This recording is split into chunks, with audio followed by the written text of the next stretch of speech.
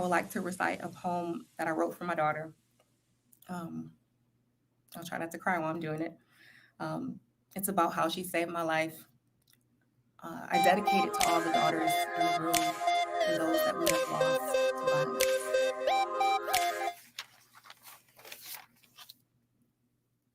I was wondering what I'd tell you the day you become a woman. The day you'll no longer need me to tie these pink ribbons in your hair. On that day, I will transform. From the 50-foot tall warrior who slays monsters under your bed and pours paradise into every meal, into this woman that I am. And so I wrote this letter for you. Dear future warriors. Yeah. God was generous the day he blessed me with you. It took 9 months to perfect bliss, and I know there's so much to learn, but I offer you this. Own your body. Let every bend and twist inspire the world. Let all that see recognize, respect, and deserve your deeply feminine curves. You see, I know it's a hard lesson to learn, but remember this.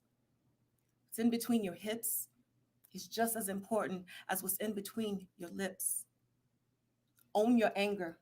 Never fear what's left, for you were born with a warrior's soul, with strength as your shield, knowledge as your sword. Even good girls have to fight the revolution.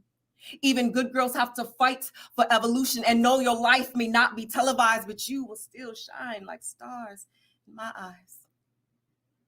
Own your words. Choose them carefully, one by one, like lovers. For a woman is only as good as the words she stands on, and words are only as good as the foundation they are built upon. You see, I know it's hard being born into a fatherless room, conceived in this fatherless womb, but baby, don't make it your tomb. You see, I can't teach you to be a woman like me, because I am only half the woman you will ever be, but I can teach you how to love the moon and stars, how to love words like I love you. But you must choose your own words, write your own stories, tell your own truths, and one day you'll have your own stories to share. But for right now, baby, I just want to hold you close and tie these pink ribbons in your hair. Thank you.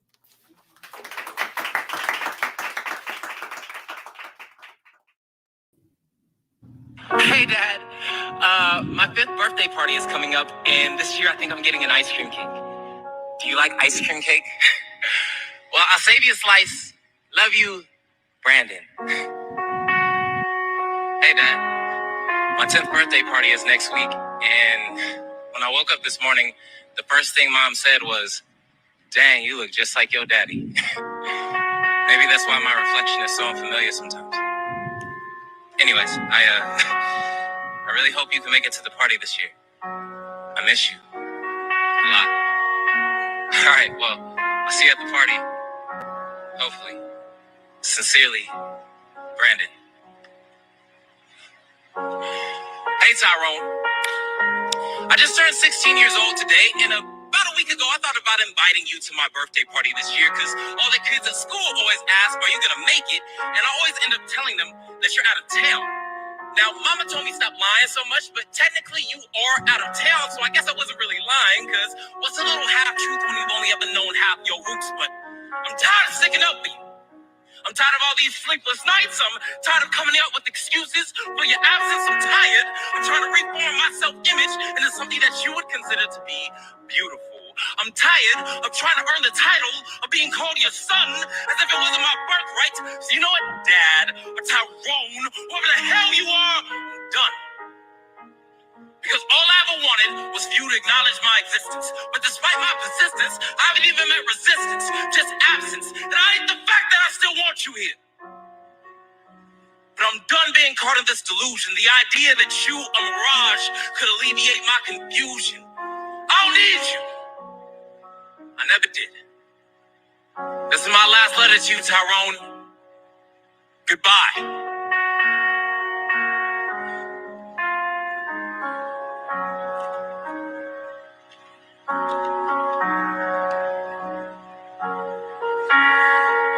Dear Tyrone, 25 years, I cried into pillow sheets wondering why you left me. Wondering what I could have done to have earned your love, or how I pushed you so far away. Your absence, like a flame, found home in the kindling of my insecurities, and my mind became a wildfire. And as I ascended in age, my sorrow turned to rage, because I wanted to move on, but I simply couldn't turn the page. Or I didn't want to, because somehow being angry with you still made me feel close to you. And despite our lack of history, Tyrone, I've come to learn that pain, like secrets, can only control you if you hold them within. So I've laid down these woes at the altar of Christ just so I can tell you this. I forgive you. I forgive you. I forgive you so I can finally be free. No longer shackled to my misery, because this situation is so much bigger than you and me. This right here is generational healing, because I'm getting married soon. And I want our first chapter together to be started off on the right page with you by my side as I marry my bride. Because Tyrone, for the first time ever, I can honestly say, I love you. And I actually mean it. So will you be there for my biggest day ever? Sincerely, your son, Brandon.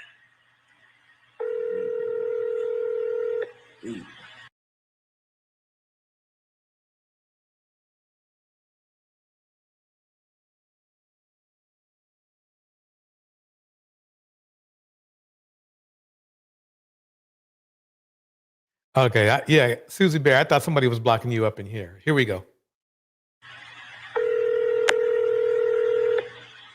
Hello? Hey, Tyrone. I got something I'd like to read to you. Yeah, that was cool. That was cool. We about to get this show started. Let's jump right into it. Let's jump right into it. We got a lot going on tonight, folks. First of all, I got to shout out all my friends in the chat: Susie Bear, VM, Lady Rendy, Phoenix Soul, Mistress Newbie, you know, everybody up in here. Why Seeking Knowledge, Lady Rendy, Camo, Kids and Caskets up in here. Yes, everybody. Miss RV in the clouds. We about to do this tonight. Mistress Newbie up in here. Here we go. Let me fast forward a little bit. Okay, right there. You would and still have a virgin asshole. Okay, well, a virgin asshole. Okay. And never has sucked a penis. That was my only goal. I didn't want to get with a white woman because I was scared she might have me running down the street like Jonathan Majors. There you go. Think, come on, cat. Not because I didn't like white women. I think white women are as great as any other women. But I'm not going to act like I'm not scared of them. I have a reason to be scared. You could be Kang the Conqueror, and they could take your rabbit ass down in 2 weekends. And that's the truth of the matter. So I stayed away from that. You see Jonathan Major. Okay, let me pause it right there. You heard what he said, right? Let's rewind. Down in 2 weekends. Scared of them. I have a reason to be scared. You could be Kang the Conqueror, and they could take your rabbit ass down in 2 weekends. So then something like this. A model, an online model, killed her boyfriend. Everybody basically said, well, no, it was actually self-defense. And then it came out, well, no, it wasn't. And she was eventually charged with murder. We have new video. This is on the Courtney Clenny and Christian Abumso. All right, here's the new video, and I will get into the details. Anyway, you know, like I was sober for 2 weeks. 2 weeks. And now why am I not sober? Because of you. Like, you know, but you're That is fit, feminine, friendly, and submissive.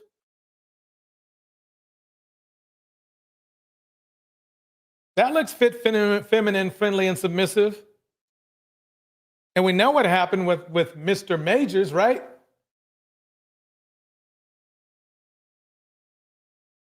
So why do these men have so much smoke for black women if they getting this kind of treatment? I need to sit down. Let go of me. Let go of me. Come on. Let go of me. Okay. Come on, boy. Let go of me. Like, I can't even, like, I'll start to hit me. Like, just on me. You don't want to hit me? Christian, he saw me, and I know he's looking. I'm fed up with you. I'm fed up. I'm fed up with that. Yeah, that's feminine, friendly, and submissive. Submissive.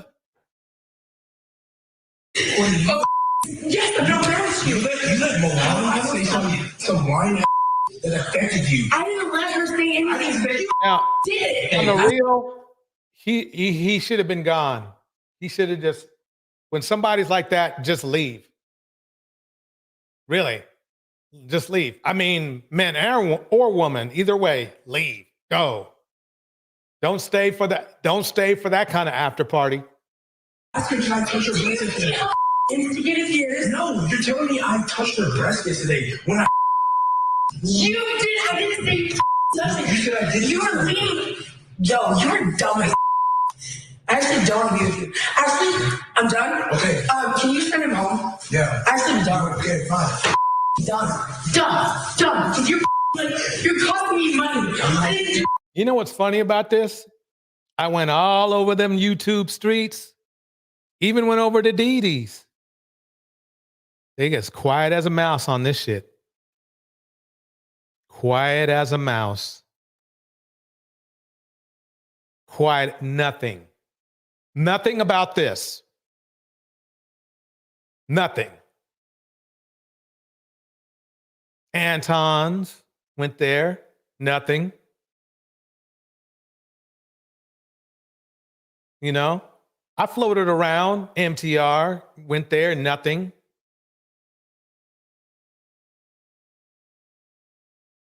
The hoodlums, I went to the hoodlum circuit, nothing. Nothing there.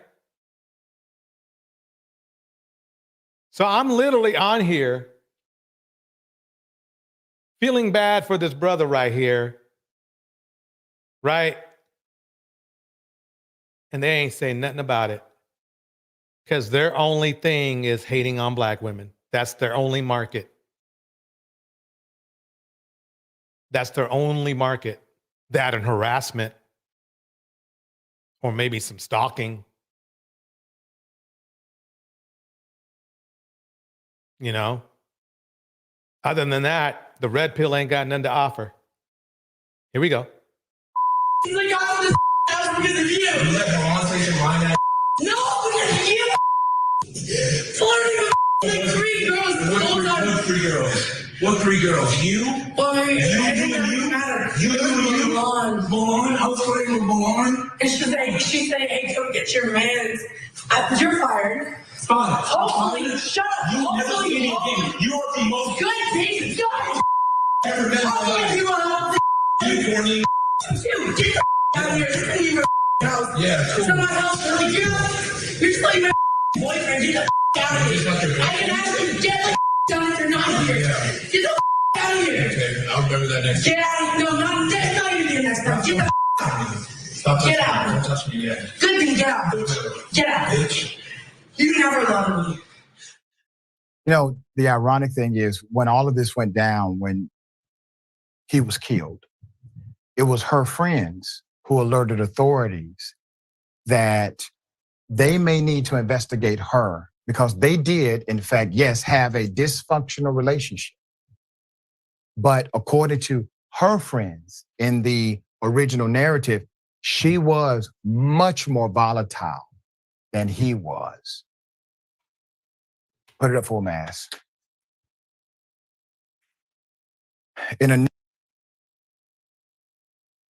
This is part of the story.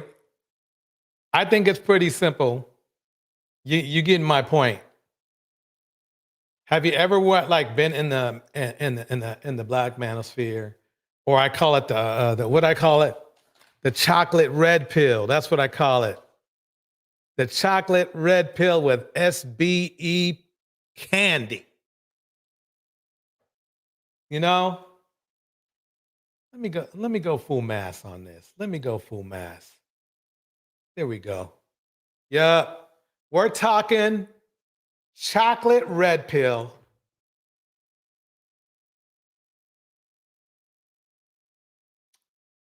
SBE candy. But she's not, this situation here doesn't fit into their narrative. This doesn't fit into the narrative at all. Not only was she not fit, feminine, friendly, and submissive, oh man, she was a lot worse than that. And it's funny because you heard me play the clip with Cat Williams telling fellas what was up. Because Cat Williams dates white women too. He does. He dates white women too. So he knows. You heard him when you heard what he said. But with all that negative connotation, black men in the manosphere, because I can't speak for each and every one of them, but in the manosphere, sees this woman as an upgrade. That might be their last upgrade. Unfortunately, it might be your last upgrade, but it's you guys see her as an upgrade, which is interesting because if that's the case, then why even bother to bother black women at all? Just go about your business and good luck. Good luck. Take your chances. You know? Take your chances. Go ahead, roll them dice. You know? Oh man, yeah, there's 24 people up in here. Let's get the likes up. I mean, even the people who don't like me, dislike me. Because I mean, at least I add some type of interesting thing to your life. You know? Whether you like it or not. It's something. It's an option, right? You never know. But you got to like me. Anyway, you don't have to like me. Just digitally like me. That's the way to say it. Then that way you know by liking me, you don't have to like me. Yeah, that sounds pretty good. That sounds pretty good. Okay, here we go. Rat girl in the house. New video released by attorneys for the victim's family. Courtney, the social media model, accused of fatally stabbing her boyfriend, Christian Abum-Seli, in their luxury Miami condo, can be seen repeatedly striking and yelling at him in an incident weeks before the violent crime. The new video shows an encounter between both Courtney and Christian in Aspen, Colorado. This was back in 2022. Rat girl, K Brown in the house. Here we go. Christian and Courtney had moved to South Florida from Texas in January 2022. The 3-minute video was taken by a third person and shows that Courtney, wearing a blue puffy jacket over her zebra print sports bra and matching pants. Abum-Seli, is that Nigerian? I think it's, I don't know. Was attacking Christian, who's wearing a Boston Celtics jersey. It's unknown what started the argument, though Courtney accuses Christian of flirting with other girls and tells him she had been sober for 2 weeks. Weeks later, April 3rd, 2022, the 27-year-old Christian was found fatally stabbed in the couple's luxury condo. All right. And I want to remind you of another video that we have here. Here it is. Okay, let me pause it right there. This is very interesting right here too. Here we go. To know that I'm on a panel with a surgically altered black man. Because if I would have knew that I was on a panel with a surgically altered black man, If I would have knew that I was on a panel with a surgically altered black man, Listen closely. Listen closely. my conversation might have been different. My analysis might have been different. My critique might have been different. My insight might have been different. You want to bring a surgically altered male to the conversation? No worries, because intellectually, nobody can handle me. Intellectually, nobody can handle me. So if you want to bring a surgically altered... Wait a minute. If intellectually nobody can handle you, right? Then why didn't you intellectually know she was or he was, whatever they want to respond to, a surgically altered human being? Well, genius, let me play that part again. I want to get my roast on. I want to get my roast on. Here we go. Male to the conversation? No worries, because intellectually, nobody can handle me. Intellectually, nobody can handle me. So then why didn't he intellectually before he was on the show? Because you know they give you a list of who's going to be on the show. Why didn't he do the research on everybody on the show? Then he would have knew, right? He would have knew, but he didn't. So why are you going to say this? if you want to bring a surgically altered male, no disrespect, but don't you think you have a right to tell me? Do your guests... If you're so smart, you should already know. Right? Man, already. Hey, thank you so much, NY to SF, TCM. Thank you so much. $10 super chat. Get it straight, DJ Torch. Black women like you. Oh, I appreciate that. Hey, you know, I appreciate that a lot. Indiana, mom in the house. Miss RV in the house. Feisty Black Tina is up in the house. Lady Rindy in the house. The Rat Girl's in the house. Susie Bear's in the house. Man, we got a full house. Let's get this party started. Here we go. Jumping to the next one. Here we go. He runs out. How you perform in bed, that. Okay, let me go back.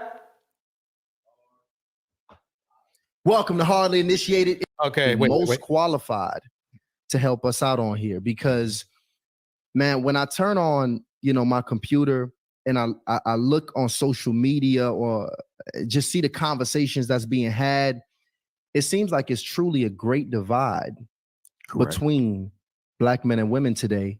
True. Especially in the space of love and relationships. Correct. It just seems like we don't have a ton of trust among one another. Everybody is very cynical about long. I keep going. Term relationships. And this is, I would call it a major crisis right now in our community. I would agree with that. I disagree. It's been a major crisis. It's been a major crisis for a long time. It's been a major crisis since the color purple. Yeah, I mean, really. You know what I mean? It's been a problem. So why are they? That's the one thing that makes me laugh is that when people are making a problem about something that's been a problem. Oh my God, now it's just, oh no, look, it's a problem now. We know we have an economic crisis in the community, but now we see had one. We've been had one. That this family and this relational crisis that we have that's rising, which one would you say is greater right now as far as an issue or potential issue for the future of our relationships and our family? I would say that they're related. If we look at this in its proper context, we go back and we see that the rise of the single Black mother-led household doesn't begin until the 70s. Up until then, most of our... See, that's kind of misleading the way he put it there, the rise of the single Black mother household. He kind of makes it sound like it's some type of advantage to a single Black mother. The problem is how did that rise happen? There's not supposed to be a rise of a single Black mother household. The only way that happens is if somebody else leaves. Whether there's three basic ways people can leave. There's a lot of ways people leave. One, The dude just left. He never meant to be there in the first place, was careless, made her pregnant, he left. 2, they had a relationship, but maybe he wasn't that cool, or maybe she just simply disagreed with the way he was handling things.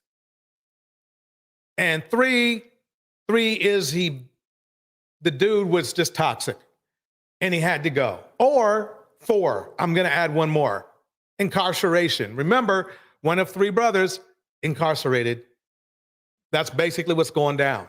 So remember, a lot of these single black mothers didn't think they were going to be single black mothers.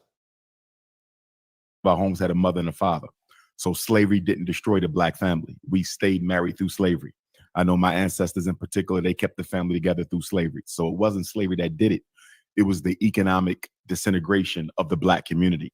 So after they assassinated Dr. King, the US government decided upon a policy to destroy the black man's ability to fund any future civil rights efforts.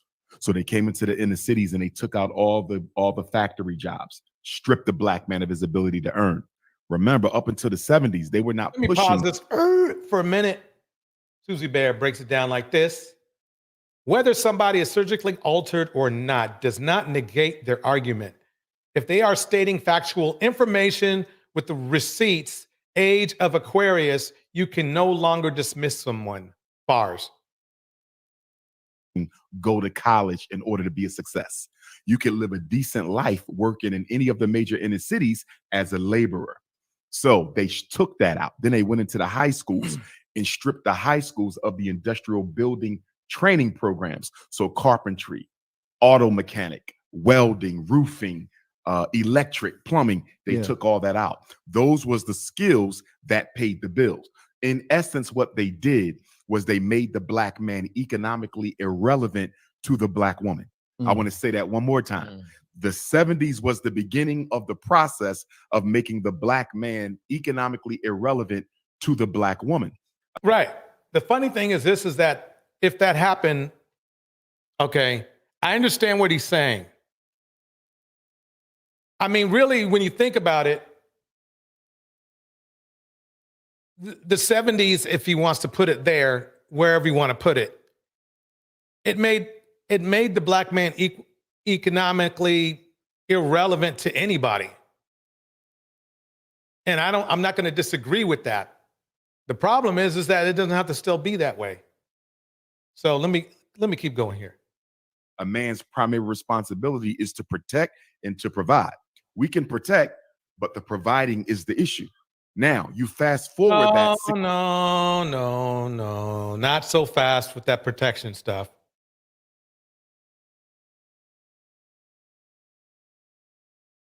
It sounds like to me he forgot about that whole "we don't want to protect" movement that's happening right now in the black male community. I'm not gonna show receipts because I already did.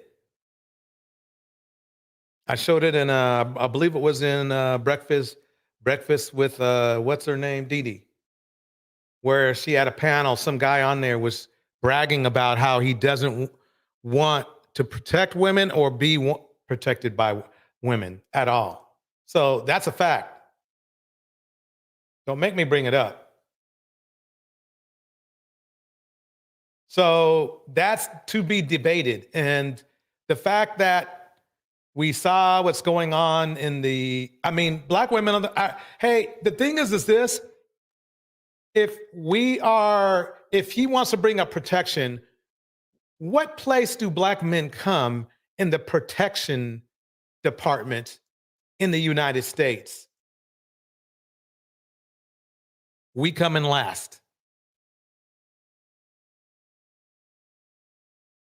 We come in last. So that is part of black men living in fantasy land. We are living in fantasy land if we really think we are doing a good job protecting our own women, because we are not. We are not. When that dude jumped over to attack that judge, there were lawyers and shit getting in the fight. Meanwhile, some guy who had a regular gig, right, was telling me on the panel, okay, that no, I don't protect black women because they don't do nothing good for me. Talking crap like that. That's what he sounded like. I don't need their kind of protection. I didn't tell them to march. He said that too. I didn't tell them to march.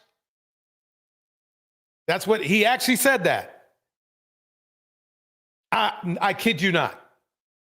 I kid you not. So if we have this provision protection thing and women already provide better for themselves, because you're going to hear it soon by men's telling you that women do that, then the only thing left was protection, and we don't even do that good.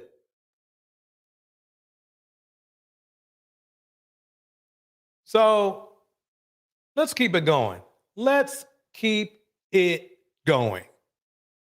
65 years until now, since Dr. King's assassination, a lot of our women don't understand the political history that brought about the economic devastation of the black male. If my woman makes more money than me, that in and of itself is not a problem. Okay. Got it. That in itself is not a problem. Let's keep going. Unless she attributes the reason she makes more money than me to the fact that I'm lazy, I'm shiftless, I'm irresponsible, I'm unaccountable. It's the interpretation of the reality. Well, this is the thing. Okay. The thing is this, he's trying to sell this. Let me break it down like this. A lot of women, especially black women, and I might get in trouble for saying this, but I will. In our society right now, black women are making a lot more money for the most part than black men. Okay, right? so black women are making a lot more money. Okay, let's listen again. For the most part than black men, right? There are a lot of black women are making a lot more money for the most part than black men. Black women are making a lot more money for the most part than black men, right? Right. Okay. So black women are making more money for the most part than black men. Okay. So we got that down. So if that's the case, right, what's the problem? If black women are making more money than most black men, right? From Tyler Perry's point of view, whether it is right or wrong, we won't even go into it. We'll just take him on his word, right? Then what's the problem? What is the problem? The problem is that black men are not making as much as black women, according to Tyler Perry. And if that's the case, who needs to step up? What, you want black women to make less? You want them to, instead of going in for work for 8 hours, go in for 4 hours? See, this is the funny part. I love this. After the fact, after the hype is gone, conversations. Because then, you can pick up on things that were missed. And one of the things that were missed was this. Black men in the manosphere were championing Tyler Perry for saying this. But what I've been argued many times on this channel is that they'll say that, oh no, black men make more than black women, black men make more than black women. If that's the case, then if black men make more than black women, I got a checkmate here. That's what I'm getting to. If black men, according to the manosphere, makes more money than black women, then why do black women have to settle? Gotcha real good. Got you real good. So do you want to believe me or do you want to believe Tyler. Fellas, I don't care. Take your pick. It's checkmate either way. I got you either way. If it's a good man. Let me pause it right there. Let me put me back on screen. Okay. So I think we're getting somewhere here. Here we go. Economic devastation of the black male. If my woman makes more money than me, that in and of itself is not a problem. Unless she attributes the reason she makes more money than me to the fact that I'm lazy, I'm shiftless, I'm irresponsible, I'm unaccountable. It's the interpretation of the reality that's our problem. Because if my woman makes more money than me, then so be it.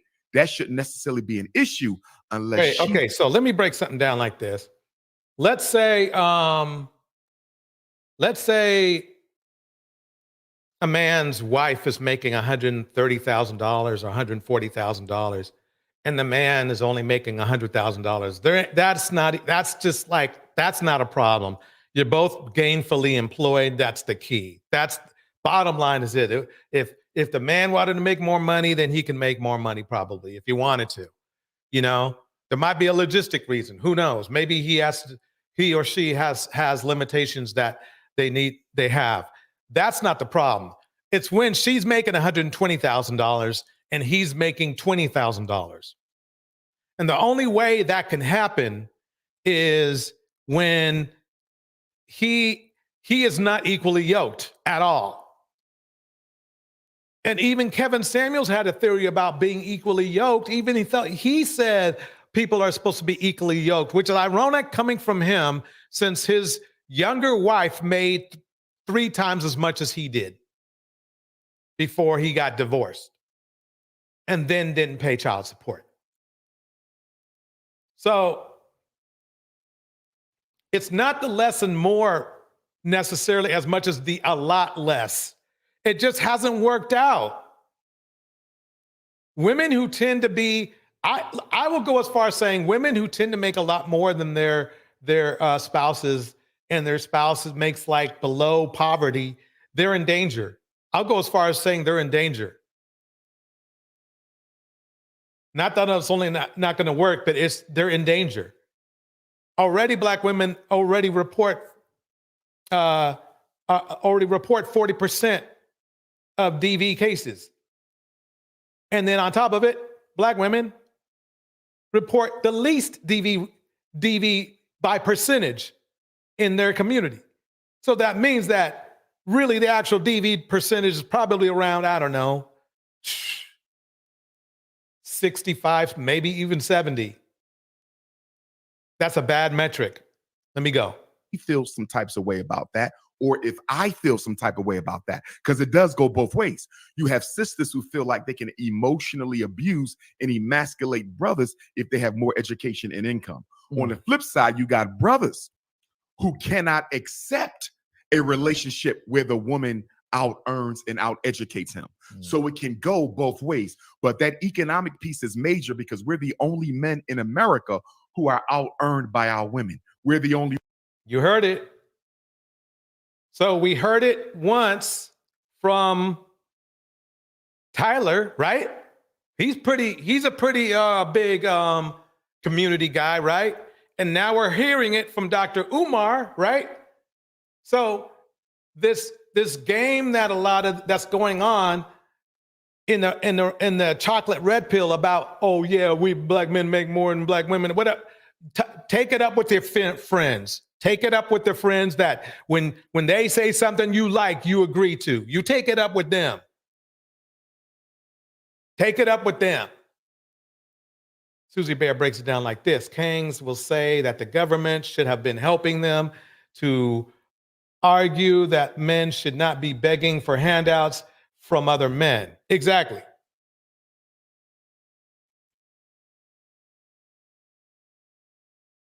I mean, here's the funny part. Black men, guess who votes the least? Guess who votes the least? You guessed it. You guessed it. We do. We vote the least. So if you really want things, the man, to change things for you, you might want to line up and vote. But better yet, not just only vote, but actually read who's actually going to give you what you want. Because a lot of you guys, the ones who think about voting, you're going the wrong way.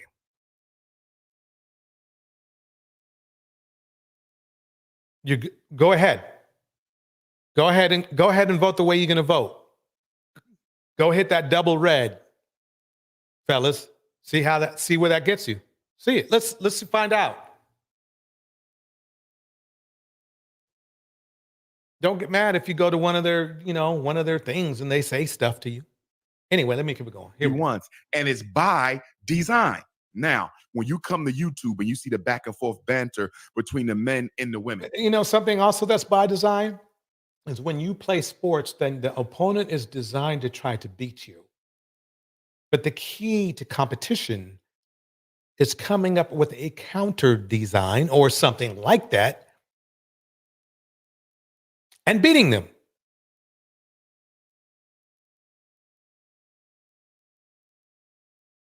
That's the straight up thing right there. Let me keep it going. A lot of that is due to poor political education and understanding of the reality. But another part of it is trauma. See, we got to understand when we get emotional, we're dealing with our unconscious pains and memories. Yeah. So if you guys are out there in the manosphere or anywhere else, or anyone really, but if you're out there yelling, you're not thinking. If you're out there attacking, you're not thinking. If you're out there breaking rules and policies, you're not thinking. If you're breaking the law, you're not thinking. Okay? If you're falsifying shit, you're not thinking. You're becoming the problem if you aren't already the problem. Let me keep it going. Nobody's in the present moment when you get emotional. The minute you are overrun by your emotions, that's your trauma talking. And one of the reasons black male-female relationships are— I saw a lot of trauma bomb bandits doing their thing. They was going at it. They was going at it. Man. I remember I just had a peaceful conversation with somebody from another channel. We actually had a pretty peaceful conversation. Hates my guts, but that doesn't matter. We had a peaceful. Did you know that he got attacked? They attacked him for two black men having a peaceful conversation with each other. That's how toxic the environment is. Let me keep it going. are so dysfunctional is you got traumatic man trying to relate to traumatic woman. Neither one of them is dealing with the person across the table because they're both reacting from past hurt, which is why I believe. Right.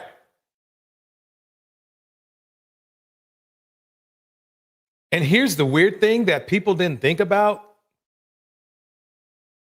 The common denominator of the pain givers, guess who it is? Checkmate.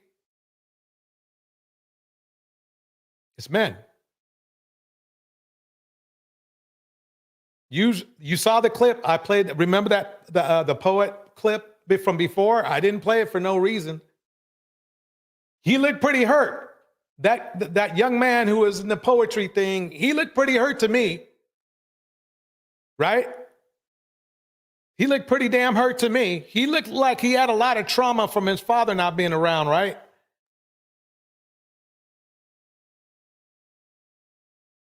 Same for women. Same for the young ladies.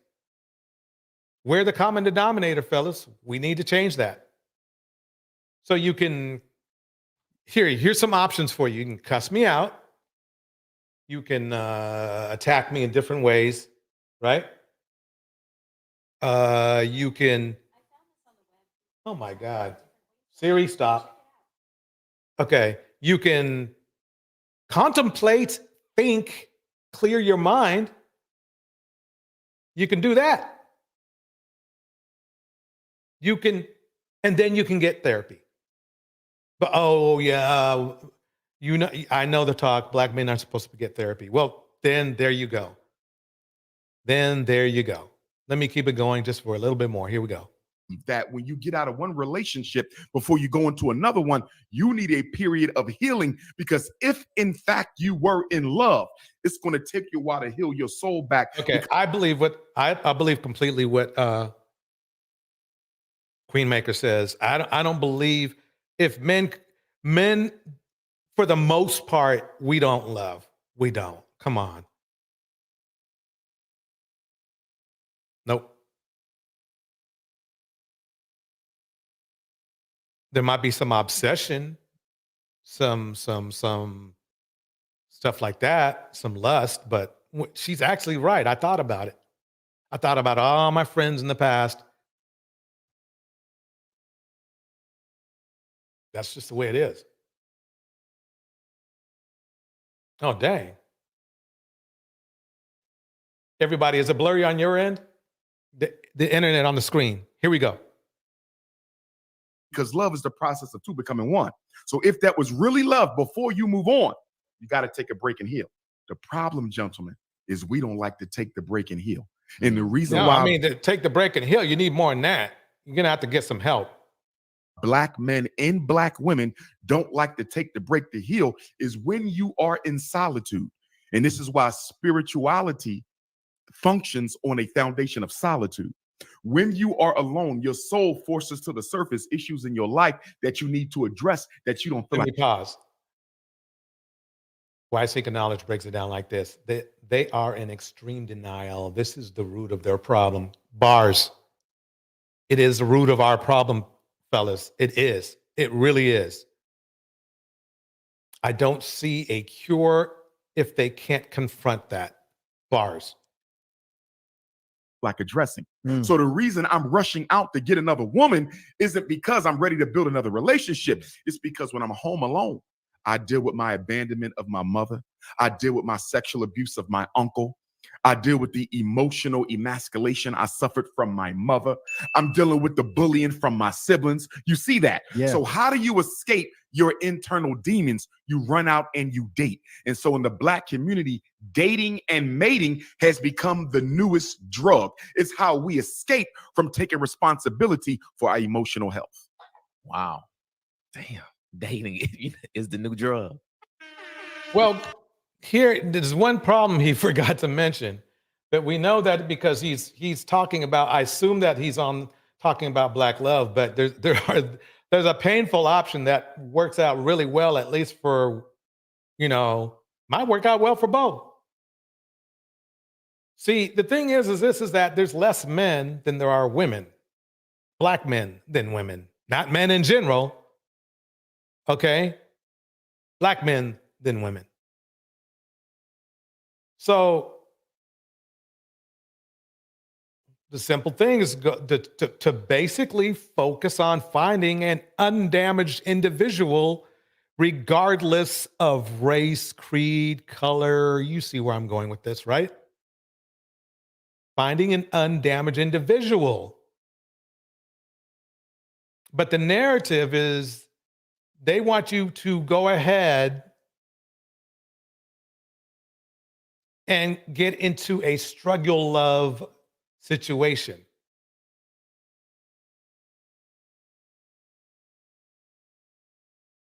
Like this.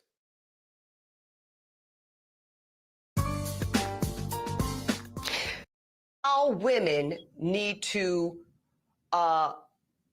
position ourselves so that we can be in our divinity, so we can have, quite frankly, having the resources, and some of them are. Would you date if he owns the ever? Are not even showing up in the leadership. Would you date a bus driver?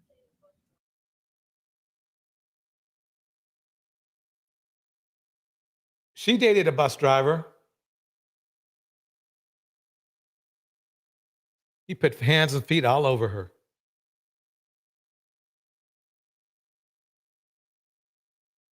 That's crazy. You. Would you date if a he bus owns the bus? If he owns No. it. If he owns the bus, See, he that's owns a it. problem. That's a problem. She's a freaking millionaire. Millionaires marry millionaires in every other culture. The fact that even got you, the fact that come on, fellas, come on. She's a freaking millionaire. Not like a super millionaire, but she's got money. Okay? You can call her miserable and all that other stuff, but she got money. Okay? So with that said, and she works so much to be miserable, right? And she has a right to be miserable with somebody else who's miserable because they have money. If that's what you want to call her, miserable. It's funny because struggle love, there's a reason why it's called struggle love. Susie Bear breaks it down like this. Umar wants a polyamorous relationship where the women work while he can be broke, jobless, and trying to corral more women into his harem. Yep. They try to use scriptures to validate their stances. That is completely true. That is completely true. It sounds like to me when he was talking about, oh yeah, they call us lazy, blah, blah, he's talking about himself. Because why would you bring it up?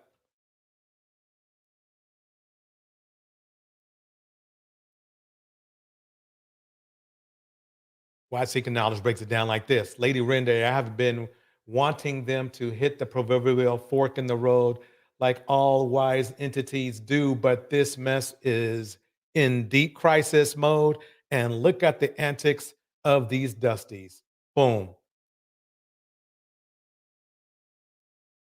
Yep. We got dusties out here falsifying stuff. Going to women's pages and attacking them.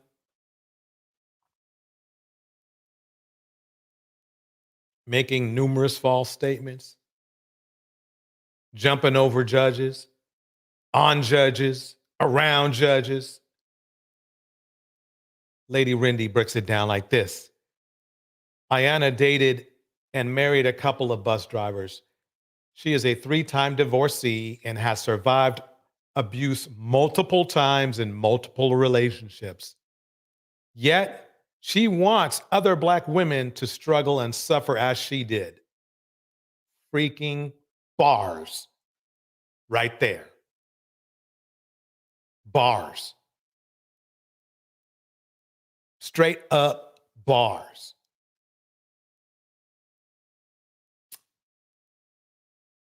Let's get into the struggle love part of this. Let's go over this struggle love right now. If it's a good man, a hardworking man, somebody that is loyal to you, somebody that makes you feel safe, I don't see a problem with helping your partner. Let me bring that up. Let me bring that volume up a little bit. Give it a little taste. Here we go. I'm going to bring it back to the beginning. Here we go. If it's a good man, a hardworking man, somebody that is loyal to you, somebody that makes you feel safe, By the way, this is Life with Melanie. Don't forget to like and subscribe. I already liked her, so. I don't see a problem with helping your partner out. I don't mind building. However, over here, we talked about like giving men more grace. It's helping them. A lot of the times these women have helped. They poured a lot into a man. Okay. We have poured ourselves into relationships. We have tried to build up men. And afterwards, we've gotten nothing in return, which then builds resentment to those. No. You got something in return. Oh, she's beautiful, by the way. But you got something in return. Damage and dust. Damage and dust. Men. And why I say that being independent isn't a bad thing is because some of us have been let down so many times. Some of us have allowed a man to lead, and he's led us to hell. So So now there is no There is no other way to be but independent. Now, can I be interdependent in a relationship? Yes. Can I love you still? Can I build up my king? Absolutely. But do I have my own? Do I stand on my own square? And does that intimidate some insecure that don't have anything to show for themselves? That what they do is break you down? Absolutely. So we're not going to act like those men don't exist. And that's why I was turning in my chair. Welcome or welcome back to my channel. It's Melanie. Let me pause it right there. So I turn this down a little bit. You get the point, the gist. See, they try to make it sound like women are delusional, but it's really actually us men that are delusional. And the reason why is this because when a woman gets delusional, she gets deleted. Men don't. Well, that's not actually true either. But you get my point. Susie Bear breaks it down like this. Wait, Miss RV says this. Yes, why? And they are scared. But I thought they were getting their passports though. Yep. And then, oh yeah, and then, yep, yes, Miss RV. And won't shut up while they do it. Exactly. Crying the whole time and busting through. Oh man, this is going on up in here. Okay, let me keep it going. And in this video, we're talking about struggle love. I'm not a sprinkle baddie. I don't condone that. But I will never build with a man, participate in struggle love. Let me bring it up just a little bit more. Because number one, I already have my money up. Nobody is struggling again. And number two, more times than I'd like to remember, guys have admitted that they are with the girlfriends that they have now because those are the kinds of women that are low value, low maintenance, the ones that can stay with them till they get their money up and chase the women that they really want. And they actually told me this. It's mind-boggling. Never ever settle, because I promise you that a man, if he could afford to, he wouldn't settle for you. When these men make their money, instead of them to use it and put it into the And remember, she's saying don't say they won't settle for you. Look how pretty she is. It doesn't matter. We've seen it already. It doesn't matter. Settling to them is not being able to be, it's either being monogamous to a lot of the men in our community means settling. That's settling. That's the settling part. It's not about getting an attractive, a woman they are attractive to, because it won't be enough. We've seen that happen. You seen how these dudes, Keke Palmer is gorgeous. You saw what she went through, right? Tanea, what's her name? Taylor or something like that. Hey, she is fine and built like a bottle of wine, but dude cheated on her too. What was her name? The one was who and Eva. Who was that? Come on now. I forgot. But anyway, he cheated on her with dudes. So, yeah.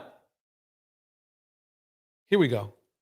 I've been with them. There are babes that have been with them from when they were broke and had nothing. Their eye will start tricking their eye outside to babes that are already like bougie, already bad, and they just be pumping more money into them. Meanwhile, they are growing like irritation and disgust for the wives and the girlfriends. And you pause it right there. This is what happens. This is a perfect example of what she's talking about. Why is that okay with my money though? Y'all literally are the same. How? Y'all both Please. got me for once. We both have you? Yeah. She has you. She Yes. has you. She Yes. could call you right now. You about to go link up with Yes. Okay. All right. I think no. Look. What am I looking at? The only difference between y'all two is that you got a ring and she don't. But we're on the same level. Yeah. All right. Look, Well, I'm gonna give her the ring. I'm gonna give her the ring. Is that okay? Look, baby. I'm gonna serve you with the divorce papers, and you could give her the ring. That could be a Christmas present. No, I'm good. No, I'm good. Let's stay on the couch. Stay on the couch that y'all bought me. Stay on the couch. What do you mean? You just said we're on the same level, so she could have my spot, right? Yes. Yeah. All right. All right. She can have my spot. She can have my spot. No, she can have my spot. You just said it. You just said it was okay. You know, this shit really bothering me right now, how you acting. Okay.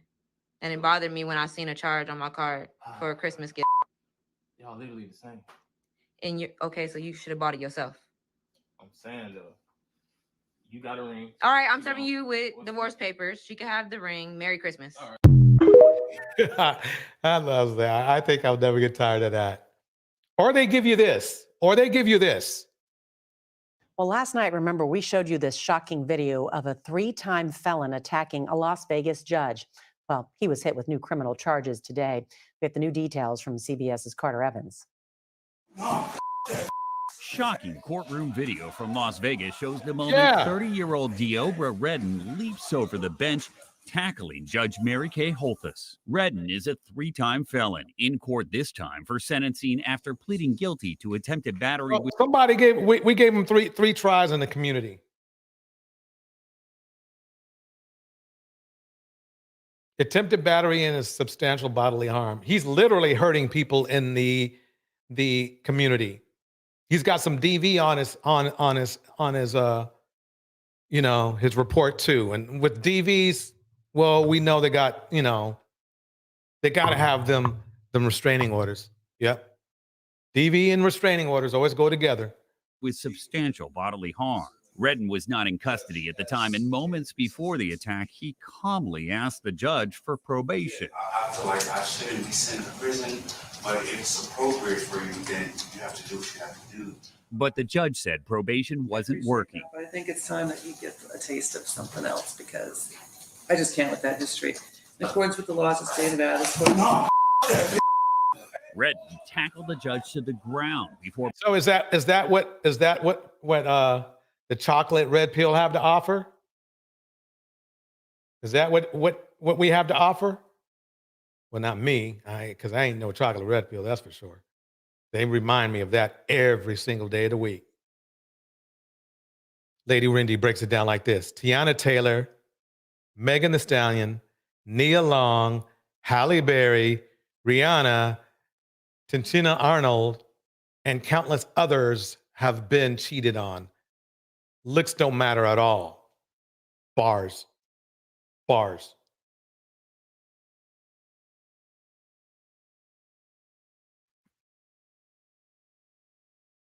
Bars, Rat Girl. Rat Girl says this, but according to his sisters, the system failed him. Yep. Of course it did. Of course it did. Yeah. Makes perfect sense. Though they gave him all those chances, he got 3 chances, didn't take advantage of them, didn't go for help. Yep. We got 40 in this piece. Let's get the likes up, fam. Let's get it going. Here we go. For being wrestled off her. Judge Holthus was injured, but not hospitalized. A courtroom marshal was treated at a hospital for his injuries. Redden is in jail now, facing multiple new charges, including battery on a protected person. He's due back in court next week. Yeah. I mean, how do you expect, and that's what I'm talking about, which is men in our community are delusional. Not all, but there's a large portion of us that are, because you're expecting to behave like this man does, maybe not exactly like this, but you're expecting to, and then be trusted. Either like the cheater guy I showed you. Remember the cheater guy? Either a cheater or a hitter. You expect women to trust you blindly. That ride or die stuff.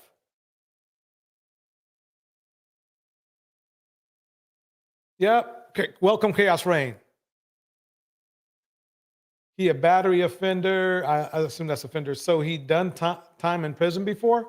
I believe I don't know if it's prison, but he definitely went to jail. I think this is his first time going to prison, but he went to jail and has been on probation. Meanwhile, whilst beating the crap out of other women. Whilst beating the crap out of other women.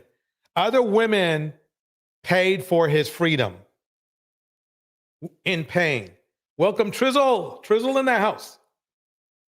I'm telling you, other women paid for his freedom with their pain.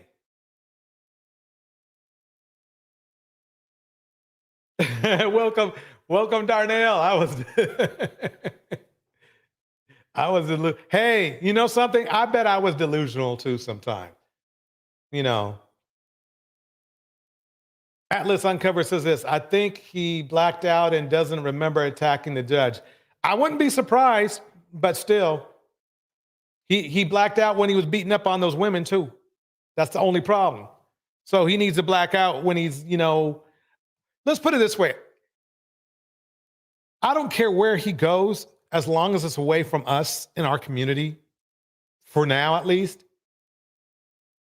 So he can go to an asylum or a mental health facility. I'm perfectly good with that, but at least for 3 years. And get actual real help. Because obviously if they're saying that he got help, well, you see that didn't work. So there's not much you can do with that. There's not much you can do with that. This is how he is now, fellas. This is how y'all will end up when you start abusing the law. Here we go on the chain gang. The chain, see? Man, it's got me in shackles. Well, how'd you get there? Maybe beating the crap out of people isn't a good, you know, occupation. You know, look, oh, he ain't going nowhere now.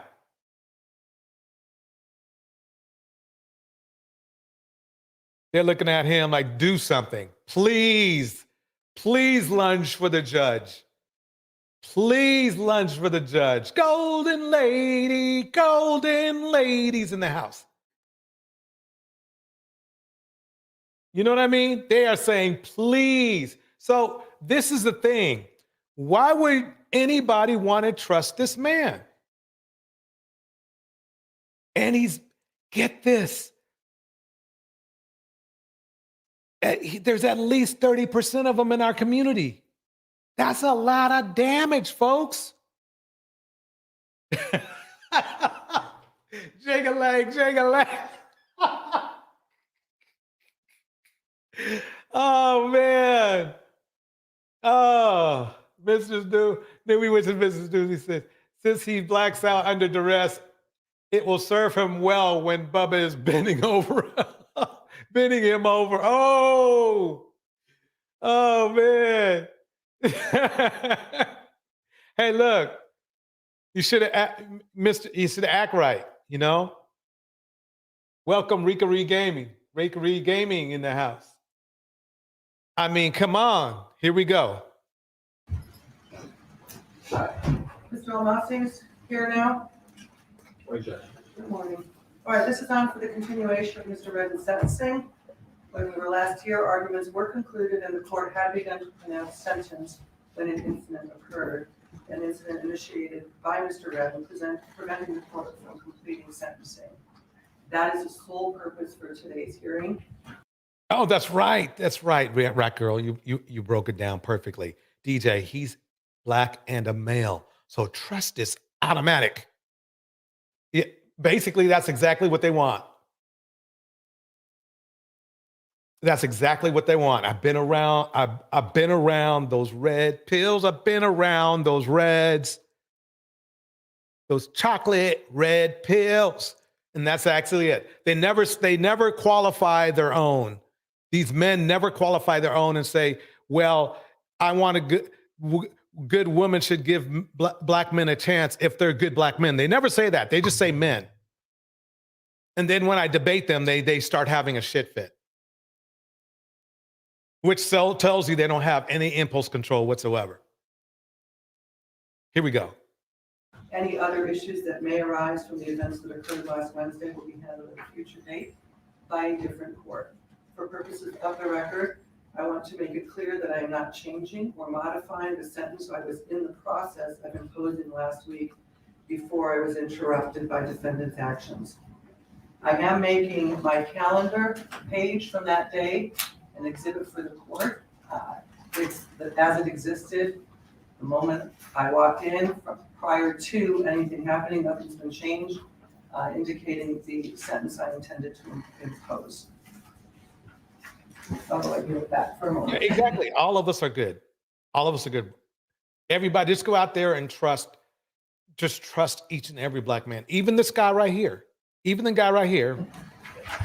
You know. All right, that being said, in accordance with the laws of the state of Nevada, this court does now sentence you in addition to the $25 administrative assessment fee, $150 DNA fee, the $3 DNA administrative assessment fee, and $250 indigent defense fee, 19 to 48 months in the Nevada Department of Corrections.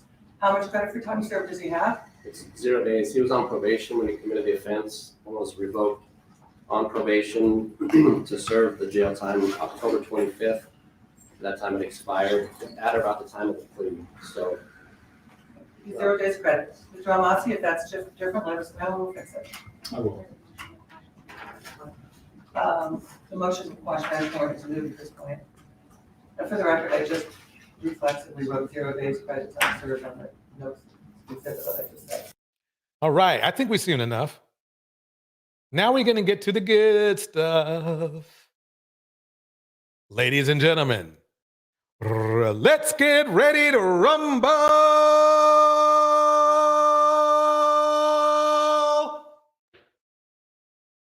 In this corner, Dr. Umar.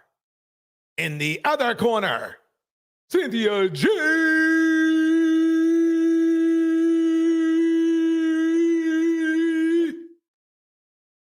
Are black men? Is there a war being waged against black men? First of all, I want to see where you all stand. Just by a yes or no. Bring the volume down just a little bit. I hear a little tiny tad of distortion. Don't want that. Here we go. no. Dr. Umar, is there? Yes or no? Absolutely, yes. Hope, is there? No. Duan? Absolutely, yes. Cynthia G, where are you on this? The only war is the war that black men are waging against the black community. Some truth to it, but I think that truth is also evident in black women. Black men, many of them may choose to want a white woman, but many black women choose to look like white women. So we have to Wait a minute. What did that? Okay, let me bring that back up. They did some cutoff. Okay. Yes. Cynthia G, where are you on this? The only war is the war that black men are waging against the black community. Some truth to it, but I think that truth is also evident in black women. Black men, many of them. That's the problem I'm having right there.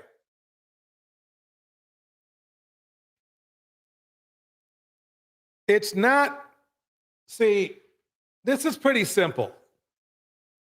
Usually what you want to do is fix the biggest problem first. Black women, if they became fit, feminine, friendly, submissive, all in the community, okay, nothing would change. If anything, probably femicide would go up, if anything. Okay? Because if you haven't noticed, that's what's going on. So for him to switch it around, right there tells me he's not here to solve problems. Because he should have been like, well, okay, Cynthia G, yeah, you're right. Our numbers aren't looking good. We're not employed enough. We're too violent. We get incarcerated too much. Okay? Minus the man factor, if you want to mix that in. But you see my point. He went into immediately throwing black women under the bus. Immediately. Them may choose to want a white woman, but many black women choose to look like white women. So we have to look at ourselves and we have to recognize that the pathology is How not. a black woman dresses herself should not be a concern to a black man if you are struggling, especially if you are struggling. Okay? You take a woman as you see her. If you're not attracted, you move on. Don't care about whether a black woman has a wig on or not, or has long hair or not, because bottom line is a lot of black women have naturally long hair or whatever. A lot of black women have European features.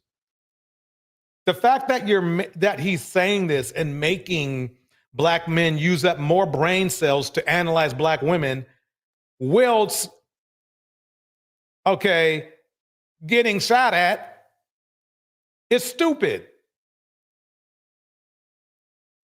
It's actually stupid.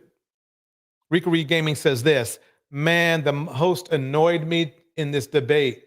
The way she cut Cynthia short and let the other hammer on was unfair. Yep, exactly. Here we go.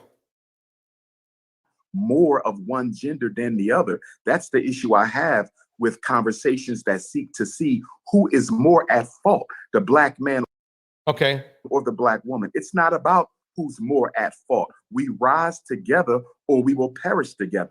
It's like this. Right now, even right now, modern women will still follow a good man. But there aren't enough good men. That's the problem. There's no men to follow. And that's the problem that Umar is not addressing. I'm sorry, you can say, oh yeah, there's some good men out there, not that many. Every time I ask somebody what percentage you think it is, go ahead, give me a ballpark figure. They can't figure it out. They literally can't figure it out. They cannot tell me. Okay. Then I said, okay, well, I interviewed one of the red pill guys who rocks with you guys, and he said 15% of the black men in the community are marriage material, which means relationship material. So if somebody from their side of the tracks is saying that, then you know let's just go with 15. That leaves 85% of men not cool. Not cool. A lot of it has to do with the fact that we have the wrong leaders and we have the wrong leaders, but basically that's the problem right there. Let me keep it going here. Here we go. The black man cannot survive without his woman, and the black woman cannot survive without her man. And the issue that I take with my two sisters' narrative is I hear a lot of criticism. I hear a lot of condemnation, but I don't hear any empowerment. I don't hear any solutions coming from either one of them. It appears as I don't hear any solutions coming from him.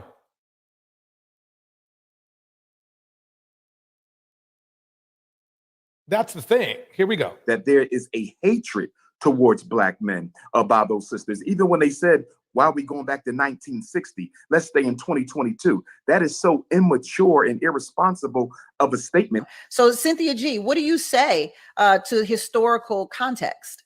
I say we should go to the historical context, because what I have not heard from Dr. Umar Johnson, or I think his name is Dewan, is what I have not heard as they're mentioning all of the things that was done to them. I haven't heard what you did in response to it. Right. Bars. Golden Lady says this, ain't nothing wrong with who you date. Leave black women out of it, though. Don't blame, don't blame your preference on black women wanting to be with white women. Yeah, black women wanting to be white women. Yeah, exactly. Yep. Hey, if you want to plan the sugar, go for it. Just leave black women out of the excuse. Yeah, Mom. Dude looks like he got electrocuted and lived. Rika Reed Gaming says this, when they found out about the biological man speaking for black women after this was funny as AF to me. I'm sorry if I read that wrong. Other races of women mimic us. They sure do. And body contour to be shaped like us, correct. I know I never tried to look like anyone other than Miss Damn RV. Bars. Here we go. So I would like to know, what did you do in response in history other than go to the Supreme Court and petition to have access to the men's women that you're complaining and accusing of disenfranchising you? See, because in the 1960s, what Black men were really doing, and it's been documented, many civil rights leaders have admitted to it, what Black men were doing is chasing the white man's woman, trying to so-called stick it to him by way of going to their women. What you should have been doing is trying to get liberation for yourself. What you should have been trying to do is get that foot off your neck. But see, the foot is not on your neck. And the only time you recognize it being on your neck is when you want to get away with doing something that you think white men are getting away with doing. Because let's just be real. Whenever we hear about this war against Black men, it's usually being brought up when there's a Black man like R. Kelly, Bill Cosby, we see Trey Songz going through it, Ari Spears. Diddy. When they engage in some degeneracy, and then they're getting a consequence for it. And Black men think that because they perceive white men to be getting away with crimes, they want to be able to get away with crimes as well. The reality is, Dr. Umar can sit up here and list all the different ways that the system is disenfranchising Black men and lump Black men in a victim boat. But the reality is, what he cannot tell you is what Black men did in response to it, because they did nothing. Well, number Bars. Let me drop the link. Let me drop the link. I know. So, I mean, if you want to get yours in, there it is. Link drop. Let's see what his response is. They going at it. Here we go. For one, again, I think that it is such a shame coming from a psychological perspective that we seek to heal our wounds as a people by. Let me pause that for a minute because I don't think he's going to start boring me. Lady Rinda says this. Also, he knows Black women will discriminate against in the work, or will be discriminated against in the workplace for wearing their natural hair, especially since the Crown Act has to be passed to combat those issues. Again, he's lying. Bars. Then, it ain't our job to empower you. Bars, golden lady, bars. Exactly. It's other cultures of men, it's the other way around. So why for our culture, it's the women that have to do the empowering? Here we go. Are relying on unprofessional testimony by individuals who have a vendetta against the opposite gender in their community. When you hear Sister Cynthia speak, you can hear a hurt and a pain and a hatred towards Black men. We cannot find an effective solution to Black male-female relationship issues or the oppression. Actually, she's quite calm and relaxed when she's saying it. Her voice does cut though, but I like it. I like it a lot. Black men or Black women, when the people at the table having the conversation have negative emotional and pathological interest in the conversation that are not. Umar, the question wasn't about my emotional state. The question was, what did Black men do in response to their disenfranchisement? That's one thing about Cynthia G. She is not patient for bullshit. She is not patient for bullshit. She sat there. She gave him a chance to land a plane. He didn't land a plane. She's got to say something. That's what's going on. I was talking. Yeah, because you're trying to pathologize my emotional state, not knowing that I'm a psychologist too. But what you're not doing is telling us what Black men did. I believe he'll get there, Dr. Umar. May I finish? Dr. Umar. And I'll end it quickly, Sister Tammy. According to Mrs. Cynthia G, Dr. King was assassinated because he was doing nothing. Malcolm X was assassinated because he was doing nothing. Medgar Evers was assassinated because he was doing nothing. Fred Hampton was assassinated because he was doing nothing. Most of those men died by the hands of Black men, whether they were puppets or not. Narrative that Black men have done nothing to fight back against systemic oppression, not only against ourselves, but against our women, our children, our elders, and our community is absolutely ridiculous. The cemetery is filled with Black men, names we know and names we don't know, who gave their life for the freedom, liberation, and emancipation of African people. How can you disrespect the history of so many Black men, past and present, who continue to fight? I'm sitting in a school right now that we built with all Black money, 4 buildings that we're going to educate Black men in. It's not easy. Did that get built yet? Let me keep going. To solve our problems, because there's always Black people in your very same community who's fighting against what you're trying to do to help it. But in addition to that, the white power structure is always waving its wand of oppression to try to Well, I mean, the thing is that Rick and Rickery Gaming is reinforcing it. You can hear all over the modern Black community that their goal is to leave Black women and get with other women. I'm going to be open-minded, not just white women, but other women. So if that's the case, then why is he focusing on Black women? Because they can just go get other women, and hopefully not get stabbed, or go through a divorce and lose everything, or have to run down the street and then lose all your multi-million dollar acting gigs. Welcome, Darnell. How you doing tonight? I'm doing all right, DJ Torch. How about yourself? Chilling. Diving right back in here. Here we go. Anything we do. I think that the analysis of our women is too overly simplistic, and in being such, it is dishonest. They've done so much. You've only listed names and not accomplishments, though. I can list some accomplishments. Okay, when it comes down to it, what have Black men done since the 60s? We've turned around and we've gotten, we're still inventing things. We're still opening up businesses. Here in LA, you got Black businesses all around town. It's just that when we open these businesses up, you have a city that these Black businesses suddenly catch on fire. You have issues when it comes down to what's going on right now with one of my cousins and these abatement laws. Okay, remember now, he hasn't named anything. Okay, I don't know whether he's doing it on purpose or that his comprehension skills are off, but that's not what she's asking for. Who's built plenty of properties here in LA, managing it, but because there was some gang activity down the street, a nuisance. Who's in the gangs?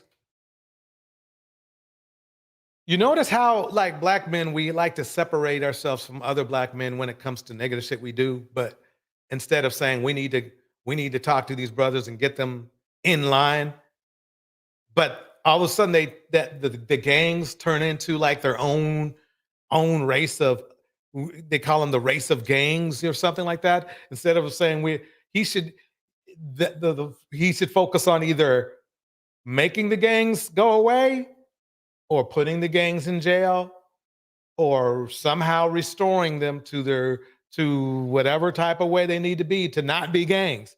Listen to he's just giving us excuses. That's the problem I'm having. I don't want to hear excuses. I want this guy, if you're knowledgeable and you're a family advocate, holy shit. Let me just play this. Abatement is about to get all of his properties taken. So when Black men do build things and we build things on individual basis, you're not going to see an NBC special about what the great Black man built. When Irv Gotti, Suge Knight, and J. Prince tried to put together a distribution, they all got charges the next week. So it's not like we don't build things. Well, they're all, unfortunately, but he literally mentioned 3 whole criminals. Okay. So I don't know what they're talking about. What he's talking about. When we do build things, something always ends up seeming to happening. And in spite of that, how he has that defeatist or defeated mentality. I mean, I kind of understand where he's coming from as far as like he's saying basically Black men don't get a chance, but that's not a Black woman's problem, really. Quite honestly, be honest with you, it's not your problem. Because Black women who give Black men a chance, okay, end up like the poet did, the woman who was a poet who passed away just recently. Or they end up as one of the 40% that report DV. Or on the back of a milk crate. So this is a major problem. Let me keep it going. Here we go. That in spite of that, you've seen the most Black business male ownership that's gone up in the last 60 years since the coronavirus. We still doing it. I personally got 3 businesses, so I don't know what you're talking about. I I hate when they make it personal like that. By stats, we don't have businesses. I can't drive around my neighborhood and see and go to a store and it be black owned. I just don't. It's rare. I think I can think of a soul food restaurant. That's how bad it is. In a mixed community, I can count maybe 4 businesses when there's like 4,000 businesses. Yes, I have to admit, DJ Torch is very rare. Black businesses, even in the black community. And I apologize for my voice. I'm a little under the weather. No problem. But, you are correct that in the black community, even in the black community, excuse me, that black businesses are quite rare. Yeah, shout out to Natural Kish in the house.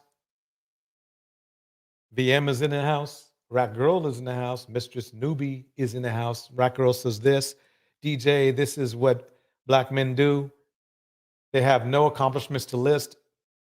They have done nothing. And this guy is proving it by complaining.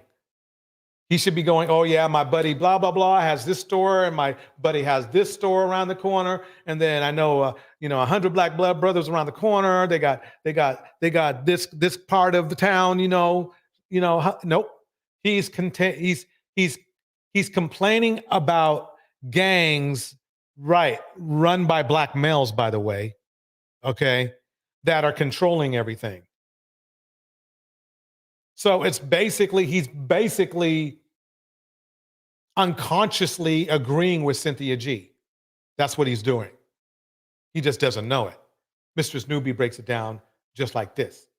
Other races and cultures endured their communities and businesses being destroyed as well by racism, but they rebuilt and thriving. Excuse me. Look, Japan was blown to smithereens. Look at it now. Now they run things. Run anything electronic. Well, I guess it's shifted over to really It's shifted China. to South. Well, it's shifted to China, South Korea, and Taiwan. Exactly.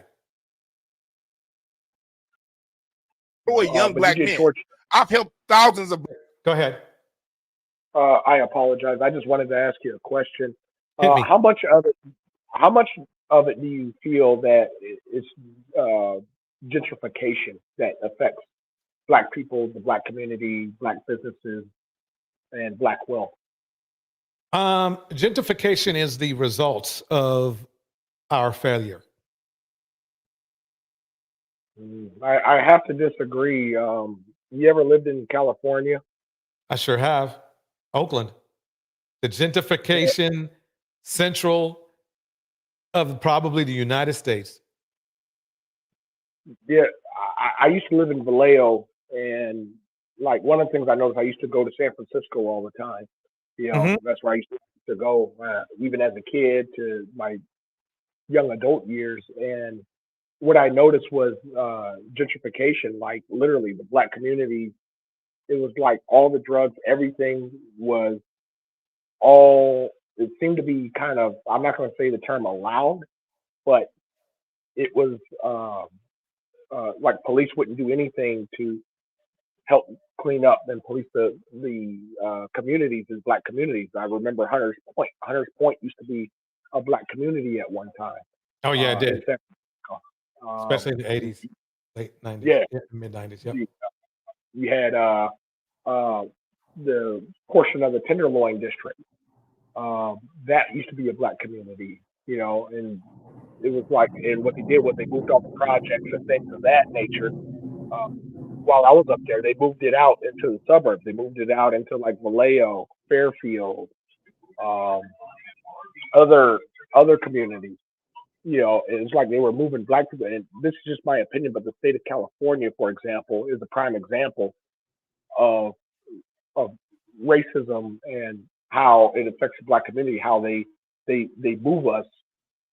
They basically they lower the the property values. When white people want an area, they move black people or criminal people into those areas, bring down the property values. You know, then they shut down the projects. They shut down Section 8 and then move them elsewhere. Meanwhile, white people are buying them. And I saw this in Fairfield. That's where my mom lived in the Bay Area. I saw this in Fairfield where they built projects, brand new projects. They built them. And those projects were people from San Francisco. They were people from San Francisco that moved. They forced relocated into Fairfield. It was by the mall, Solano Mall. So, but the thing is this. What I understand what you're saying, but the thing is this. We didn't support each other back then. I mean, I agree with that. You know, and that, I mean, and in addition, basically the thing is this. He right there already said the problem was the gangs, right? Yes. So that was our problem. That was our gentrification money. Yeah. We had a chance. We had a chance not to have gangs and to flourish. Yeah. I'm not saying that the government did everything right, because damn, they didn't. But the bottom line is this: is that quite honestly, if we put down the guns and picked up some hammers and nails, you see what I'm saying? Yes. There would be a different result. So wait, think about it like this. Mm-hmm. How much does guns and funerals cost versus hammers, nails, lumber? You see where I'm coming from? Yes. As far as firearms, it depends on what you're probably looking about for. the same, right? If not less. Yes. Yes, probably about the same. I'm not gonna lie. I had my eye on a Scar 17S. They want $5,000 for it. Well, there you go. That'll, you know something? $5,000. That'll buy you a tiny house. You know? Depends. Yeah, depends where you're at. Yeah, right. But you see where I'm coming from, right?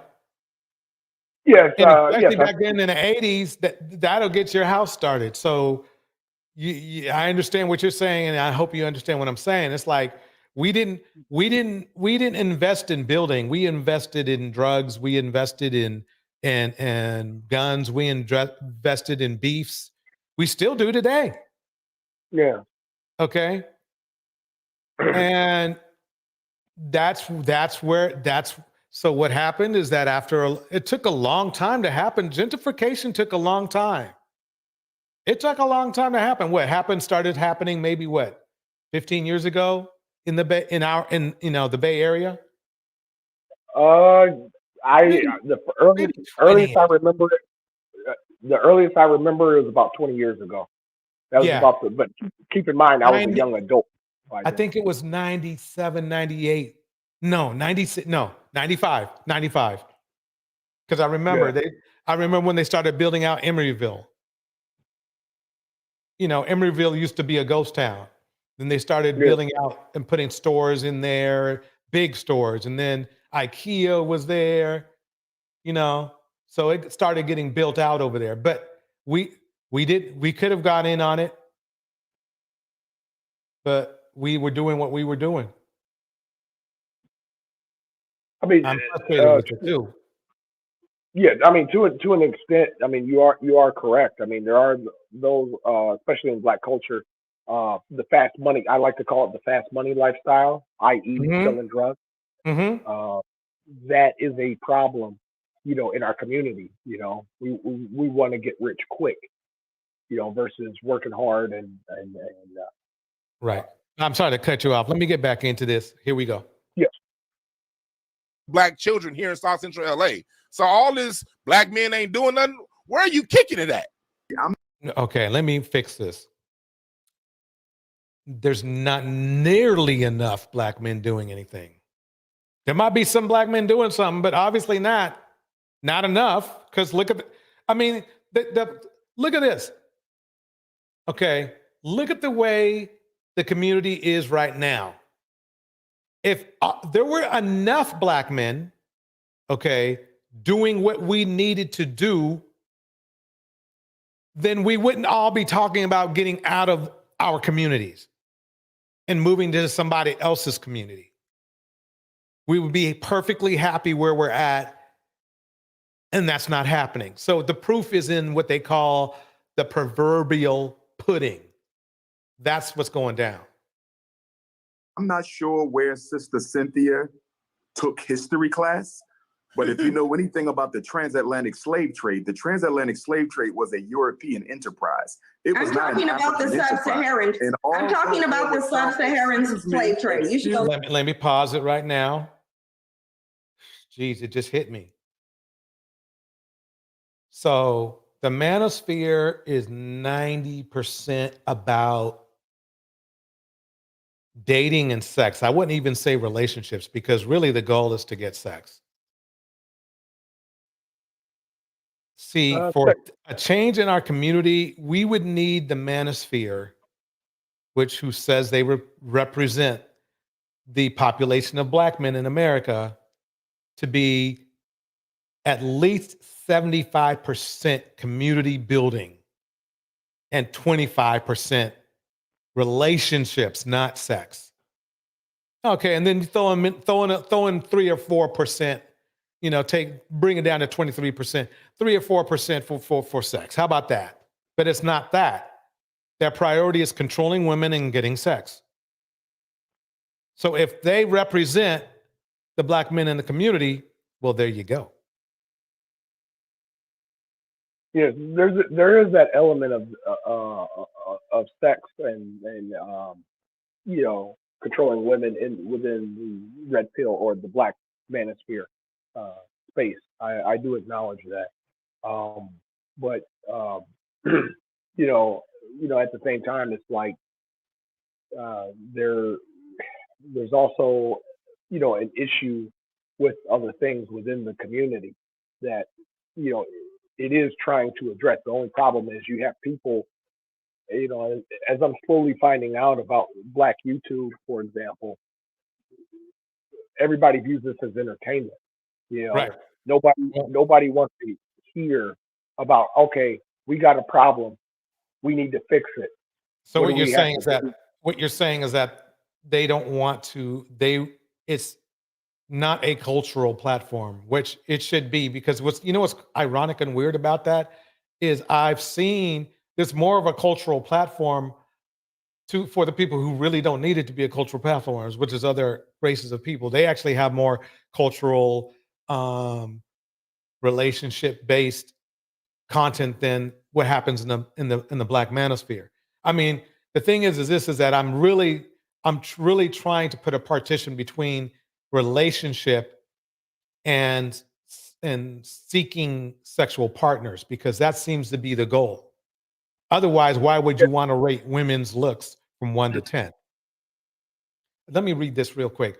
Emeryville, this Atlas Uncovered saying that Emeryville, only thing ever came out of Emeryville were steers and queers. Actually, Emeryville is bomb, to be honest with you. It's money now. It's money now. It's I won't say it's high end, but it's moderately. No, it is actually. It's right near the water. Yeah. What was the name? I can't remember the name of the it's not really a mall, but there's a theater there. What was the name of it?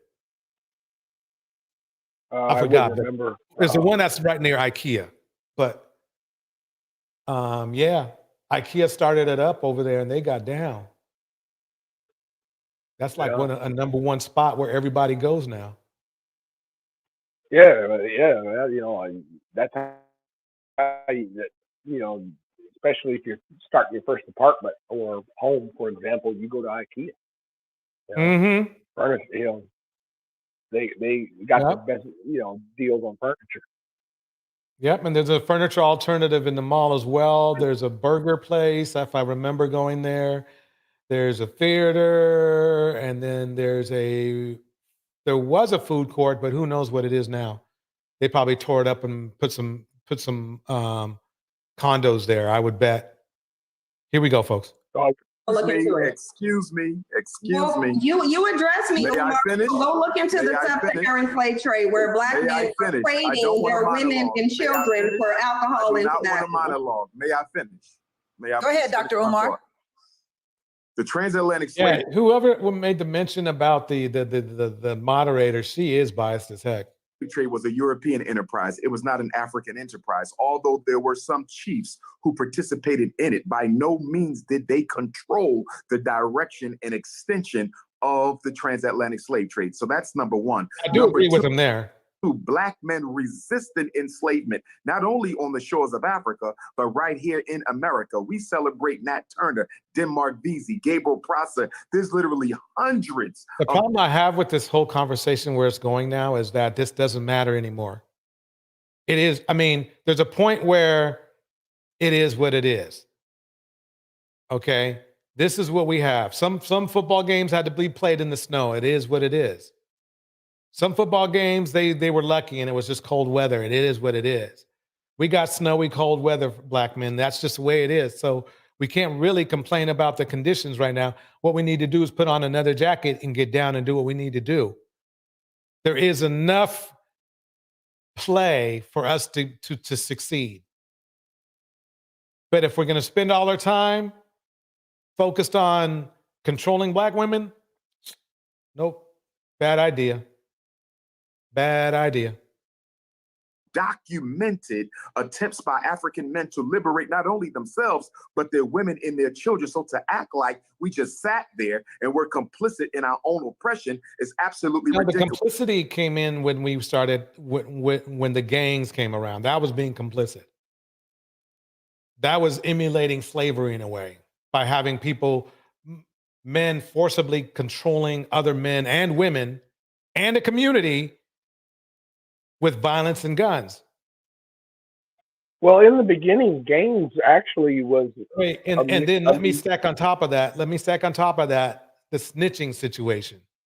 That didn't help either. Not calling out somebody causing a crime is called snitching now. So that didn't help either. Correct.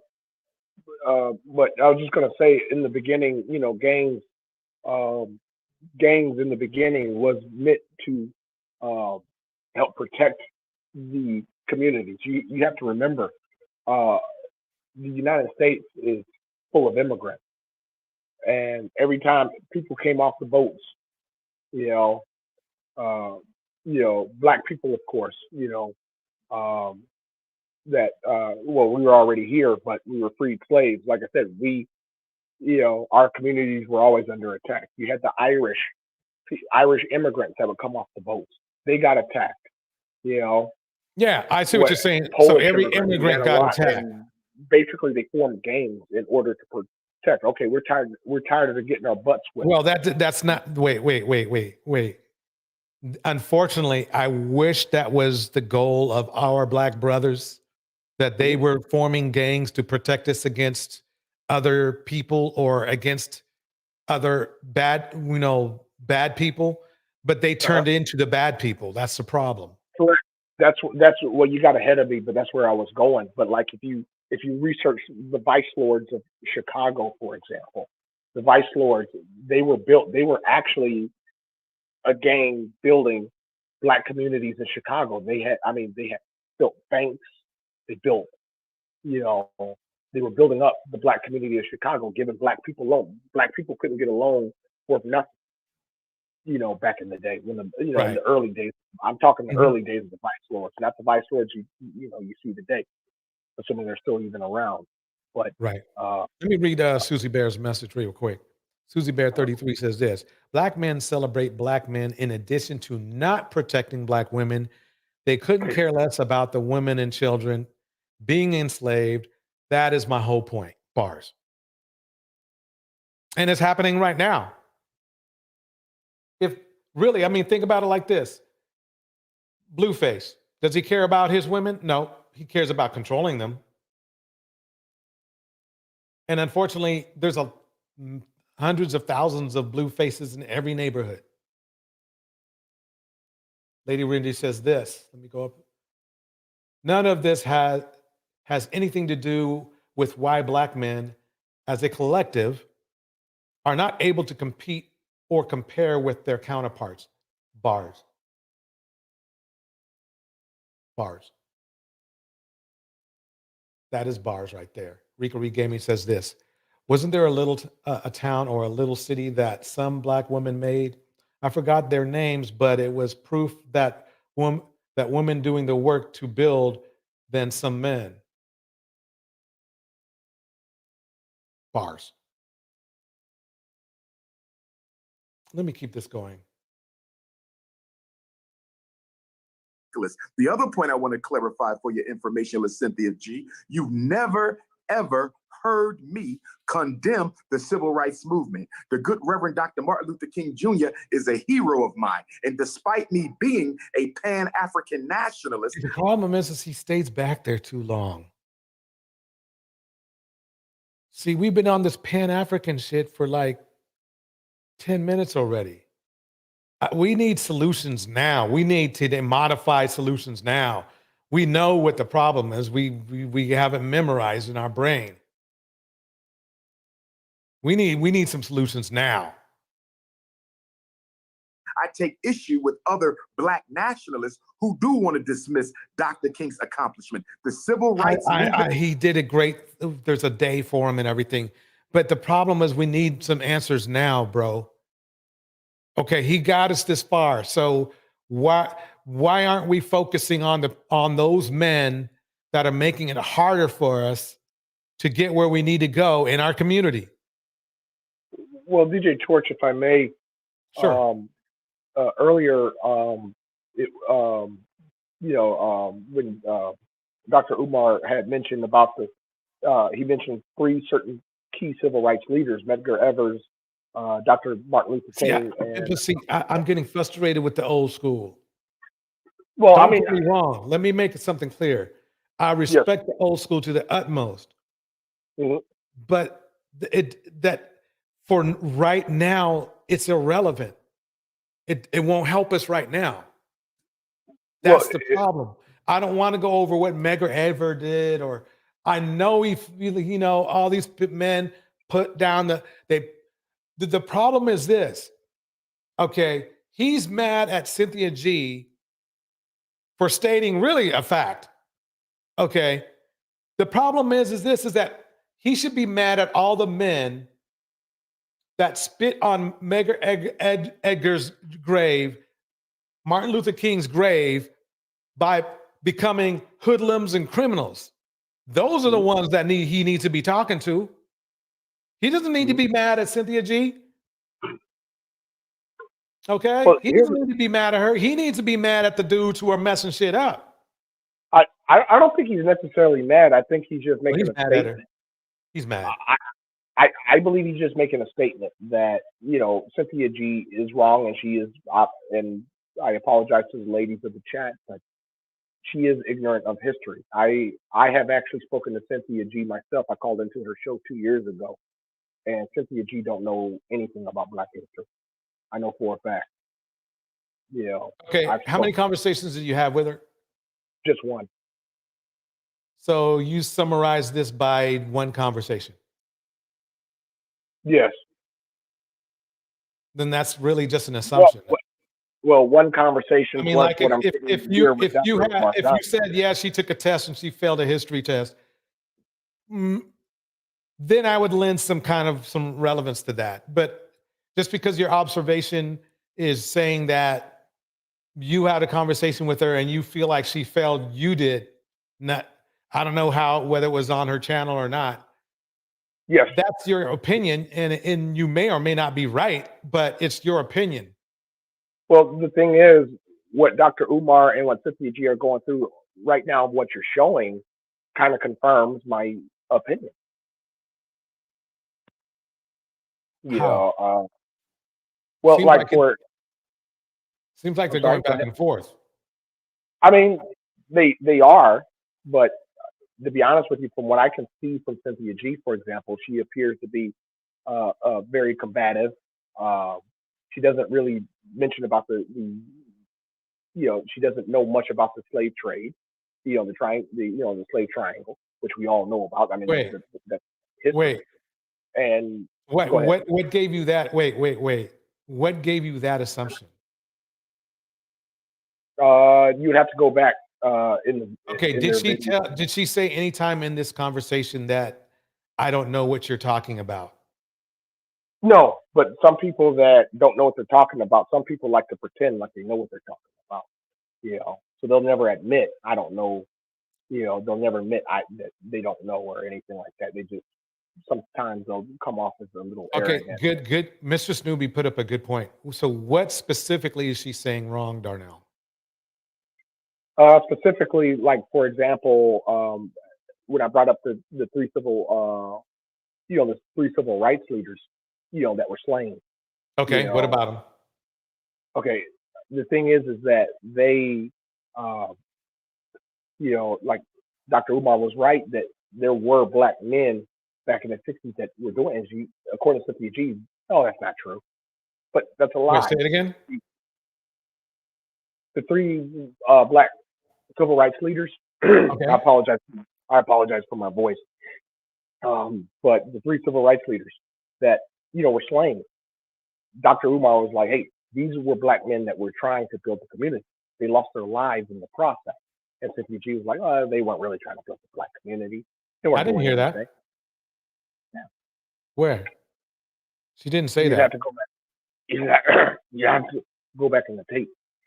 Slave trade, the transatlantic slave trade was a European enterprise. It was I'm not talking an about the African enterprise. sub-Saharans. And I'm talking about the Right. sub-Saharans slave trade. You should go look Now, into right, it. Excuse me. now, right there, Well, right there, right you there. addressed me, May I Umar. finish? Go look into May the I finish? sub-Saharan slave trade where black May I men were finish? I trading don't want their a women monologue. and May I children finish? for I alcohol do and not want a tobacco. monologue. May I finish?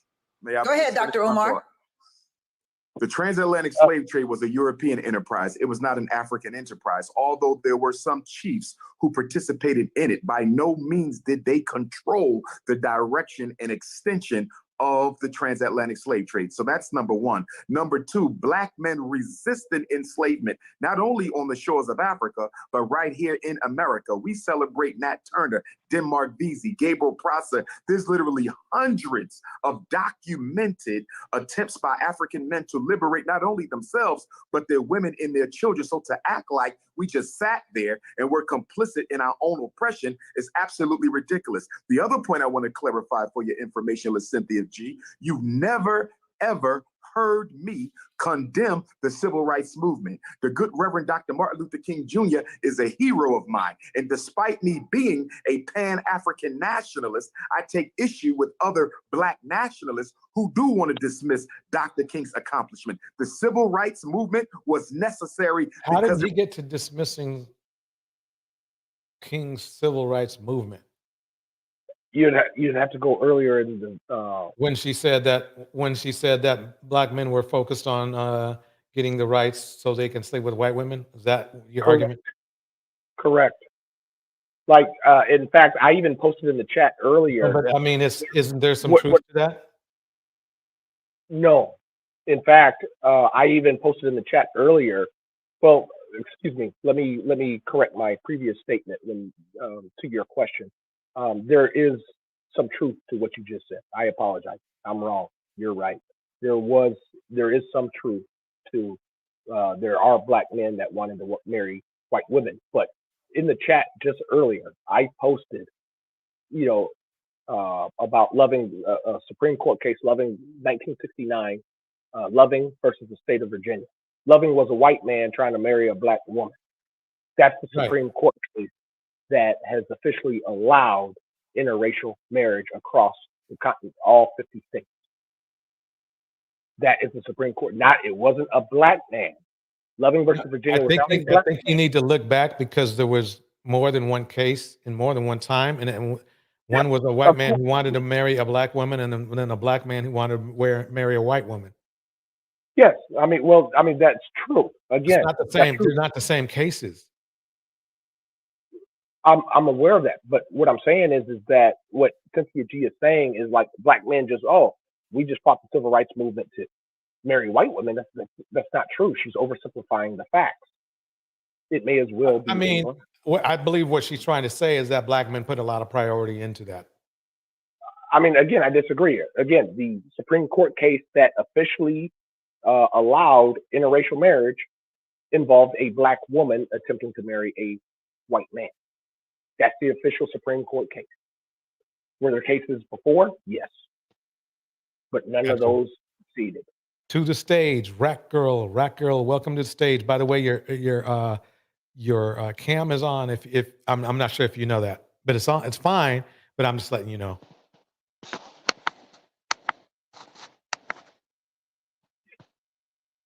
Hello. Oops. Okay, let me play a little bit more of this. Oh, there she is. Okay, there we go. There we go. Okay. Hello. I'm not sure why I can't hear you. Oh, can you hear me now? Hello? Hello? Can you hear me? Not sure why I can't hear you. Yeah, I can hear you. Oh, yes, can you hear me now? Yes, ma'am, but there's Well, double I'll just talk. play it on my TV. Yeah, I can hear you. Well, I'll just play it on my TV. Okay. Okay, hold on a second. Gotcha. Okay, I'm gonna play some more tape. Here we go. Let me know, Rat Girl, just let me know when you're ready. It removed a psychological scar that suggested of racial inferiority. So you've never heard me deride the civil rights movement. I support it, although I took certain issues with it. The bottom line is when black women, black girls, black boys listen to this conversation we're having today, they're going to be confused because they hear. Kelsey, I'm confused because I don't know why we're on the slave trade. What about the slave trade is going to help us? I mean, really, quite honestly, I mean, the thing is that, man, I mean, I don't get it. I don't get it. Rat Girl, are you there? I'm here. Okay. Feel free to jump in anytime. I'm confused why they got into this slave trade, Martin Luther King thing, when really I don't know how Just a much that second. applies to today. Well, I think it's important, actually, if I may. Yeah, Rat Girl, are you there? Yes, I'm here. I had to turn off the YouTubes. I was using my phone. So it is well documented that the so-called civil rights leaders were seeking the safety of law to have relationships with white women. They were tired of getting lynched for it, and that's really what it was about. They've written about it. People have talked about it for decades. Quincy Jones himself said that being with a white woman was liberation. Also, if access to white women were not the goal, can you tell me why nothing has happened since the year before I was born, which is 1968? Black males always want to go back to that time period as though things have changed, improved, gotten better, and that they have fought for things. And that is not the case. Cynthia G asked Umar, what have Black men fought for and done since the civil rights movement? Bars. That was the question that she asked. Also, it was about, I see Indiana Mom's comment, it was about 15 years after slavery ended that I believe the first case was Pace v. Alabama, where a Black male petitioned to be with the white woman he was with because they both went to jail for it. There are two other cases. Another case in California, I do not remember the name of it, maybe two cases in California. When Loving v. Virginia, and Mrs. Loving was biracial, by the way. When Loving v. Virginia came about, they used these three previous cases as precedent as the basis for loving to move forward. They had the precedence of Black males going to the courts to get access to white women. Loving v. Virginia may not have happened without those first precedents. Again, the first one between 15 and 20 years after slavery ended. This has been Black males' focus for centuries.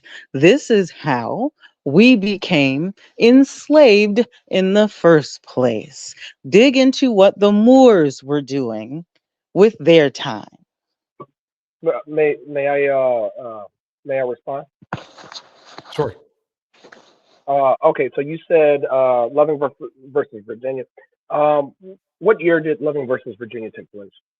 Don't matter. I don't recall. The point is, Okay. it Oh, that's came fine. decades That's fine. after Black males first went to the courts to get access to white women. That's the point. Okay. And you said Miss Virginia. The Black woman you said is Miss Virginia. Is that correct? I said Loving. Mrs. Loving was biracial, not Black. No, that's not true. It In is fact, true. Go read it her was history. Go read it her was history. it was Mr. Loving. Okay, what's her? Mr. Loving is white. His wife was biracial. Which technically they weren't legally married in the state of Virginia.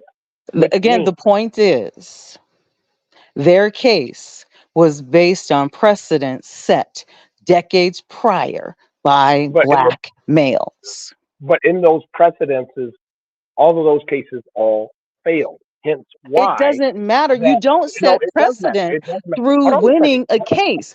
The Hold on. precedent is Yes, set by that the is case getting heard. that's not true. You set It precedent is by true. winning a case. You set precedent by winning the case. I don't know why I come up here, but I.e. Plessy versus Ferguson, for example. All right, Plessy versus Ferguson.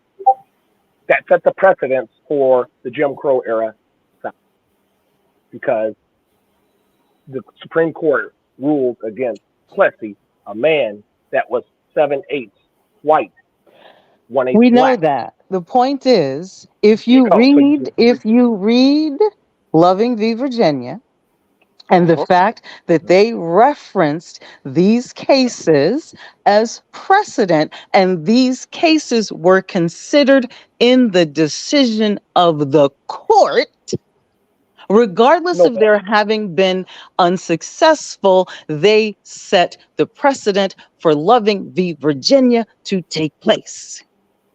No, ma'am. That's not. How did Loving v. Virginia happen? How did Loving v. Virginia happen? And how did the case files reference these previous cases if it weren't based on that? It was declared unconstitutional. It doesn't matter how it was declared. Loving v. Virginia happened, and they referenced these other cases. Period. Yes, it does not matter. It does not matter that the previous cases were not successful. Let's go back. Wait, Darnell, you don't have to win a case for it to make president. Okay, as far as I wanted to clarify Mildred's race. She's culturally Native American, but she has Cherokees, Portuguese, and African American ancestry. So she is. So that is considered the one drop rule that they labeled. Yeah, back then, yeah. Correct. And today. the problem is conversation, and I had this conversation with a few pro blacks, as you know, DJ Torch. Oh no. Okay. Hello. Okay. Go ahead. Yeah. Hold on. No, give them the floor for a minute. Go ahead. Yeah, they think that that because with the white man label that we don't follow. I agree, but the problem is we live in America, and if they set the rules, unfortunately, we have to abide by their little so-called rules.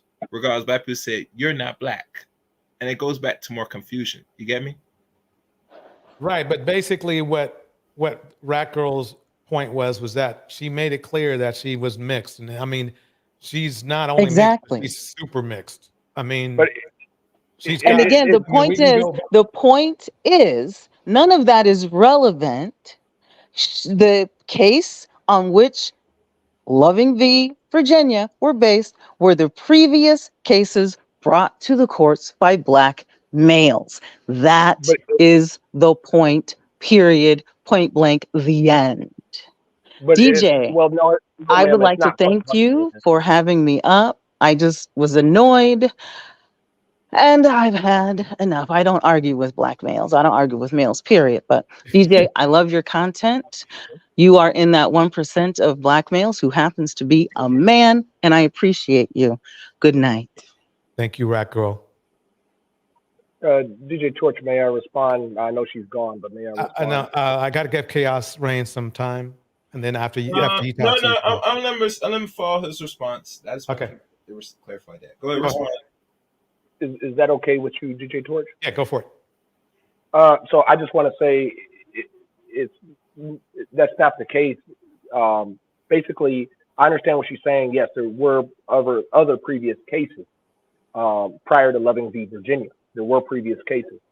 However, what I'm saying is that these other cases obviously did not work. Remember, every state had a right. There were certain states, i.e., the state of Virginia, for example. That's not the point she was arguing. The point is, what she was trying to say is that you don't set precedent by just winning a case. No, you do. Again, I mean, how did the 1/8 rule come about? It was a precedent by Plessy v. Ferguson. Let me look up what you're referring to. Hold on. Plessy v. Ferguson. Plessy was a man. He was 7/8 white, 1/8 Black. Ferguson, I believe, was either a railroad company or. What's his first name? I can't remember his first name, but the case is Plessy v. Oh gosh, Ferguson. man, brother. 1897.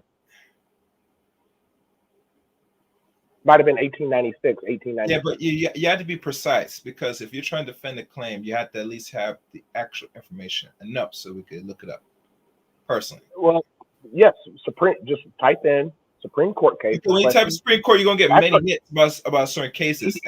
He has it up. I think he has it up right now. Okay, so what are you saying about this Homer? Is it Homer Plessy? That might have been his first name. Yes, Plessy v. Ferguson. It should be 1896, 1897 time frame. Okay, so what happened here? So what happens is Plessy is a man that is 7/8 white, 1/8 Black. He boards a white-only train car. They said, "Sir, you have to go to the colored-only section, to the Negro or colored section." Okay, so what does this have to do with the marriage? So you're saying the guy, this white dude is actually mulatto? Is that your claim? He's mulatto? No, what I'm saying is what established the 1/8 rule. This is a case that was precedent. In other words, Plessy lost, right? No, how did we get this from the relationship thing? I don't understand where this is because going, hold on a second, because DJ Torch, you made a statement that, and so did Rack. I'm sorry, whatever her name was. I apologize. But Nubia. No, I understand what you're trying to say, but we weren't going by that. We were going by the facts that she's definitely fucking mixed. No, well, that's what we were going by. We weren't going by some. But I understand what you're trying to say now, but what we're trying to say is that basically she was mixed. She was mixed. And but what you're saying is that the United States was classifying her as Black. Correct. That's true. But what I'm saying earlier, you had said that Supreme Court cases, you don't have to win to set a precedent. That's not true. This is a Supreme Court case that set a precedent. Okay, I can't keep on this. Yeah. Let's keep moving forward, because this is now I'm confused. I'm getting confused now. Well, where's the confusion?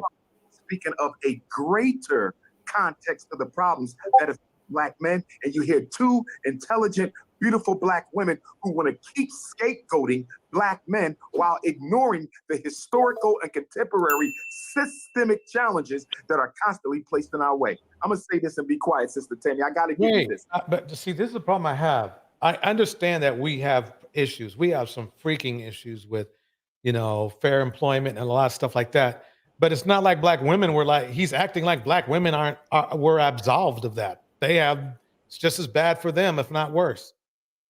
There was a recent piece of research, Tammy, that came out. And the research said a black man with a master's degree, they did a study. They had white males who had come out of prison apply for jobs. They had black men with master's degrees, Sister Tammy, apply for the jobs. And guess what? The white males with prison history and no education were called back more than 75% of the time. Yeah, we know that, but that doesn't, see, that's the problem I'm having right now. I know that's a problem. So that's the point I'm trying to make about this whole thing is why are black men worried about black women when black women are definitely not your problem? But they make it a point to make black women their problem when the problem is really everything else. Jobs, opportunity, money, because of jobs and opportunity, connections. We don't have that wealth built up. So I understand what we're going through. The problem is that on top of having these problems, then we're becoming problems for our own women. That's the problem I have. We're becoming a problem for our own women. I understand there are women that might not behave well or whatever, but that's irrelevant because number one, there's enough extra women that a man does not even have to deal with a woman they don't want to deal with. So if a man is dealing with a woman they want to deal with, it's because they want to deal with a woman they don't want to deal with. That's the problem I'm having with this conversation he's having. Cynthia G is more cut to the chase. It's like, look, even if the United States, if the United States gave black men everything we needed to be successful, we still wouldn't be successful, not in the first 10 years, because we've already been brainwashed into failing. And that's the problem. We need to break It's that. actually more than 10 years. It's been like a whole century. Yeah. Because think about it. Once we were like, we go back to the 1800s, we had things, but as time break down and then they start to integrate us, we just flipped the switch and said it was no longer needed to have or do our own. Right. And that's where the danger arrives.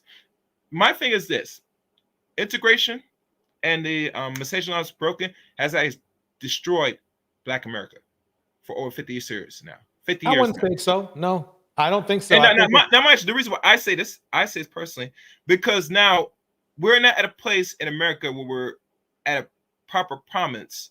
So at that time, we had business, we work amongst each other where the money stayed in to a degree. But after a while, to really get through, you have to be able to have other people, spend money with us. And that's where the problem became. You get me? And if you look at, you remember the documentary DJ Torch called How to Sell to a Negro? They're monitoring how much money we were gathering for the first 10 years after the 40s. You get me? When America I can get this. This I will agree with you on as this aspect. Our what I call it? Our obsession with being accepted by other races, which is really integration in a way, I guess. Yes. Okay.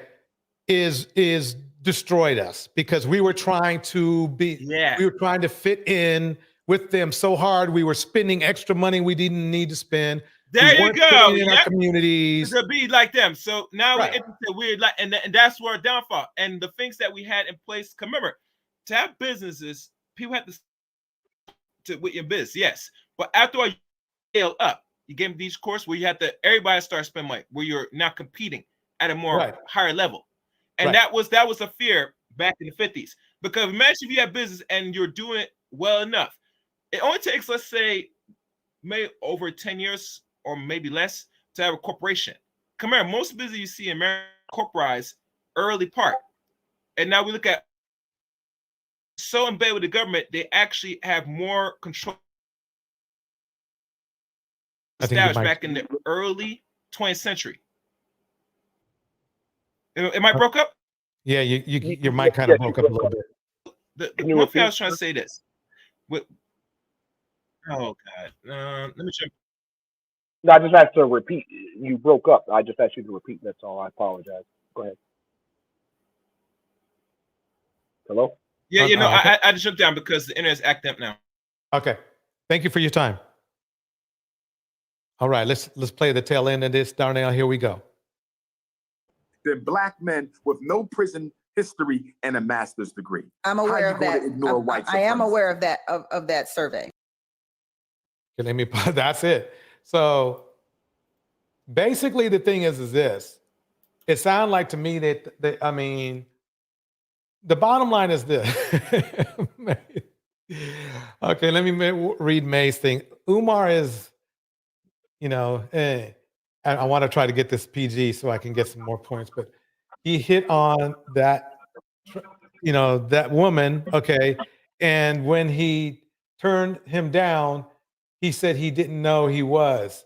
TG, what a fraud.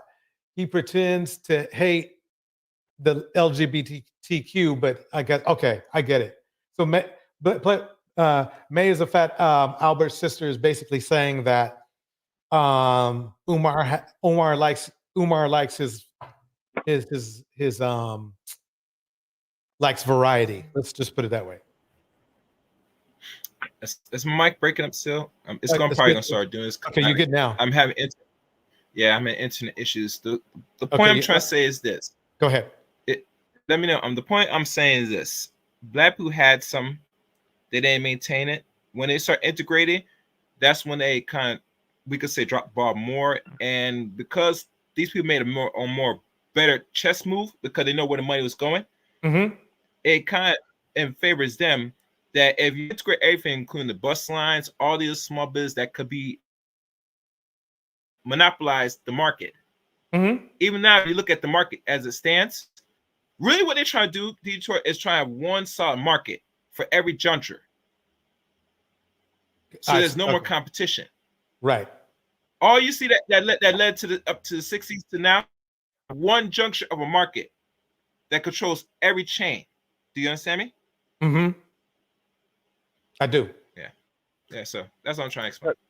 Yeah. May I respond? Go for it. Well, sir.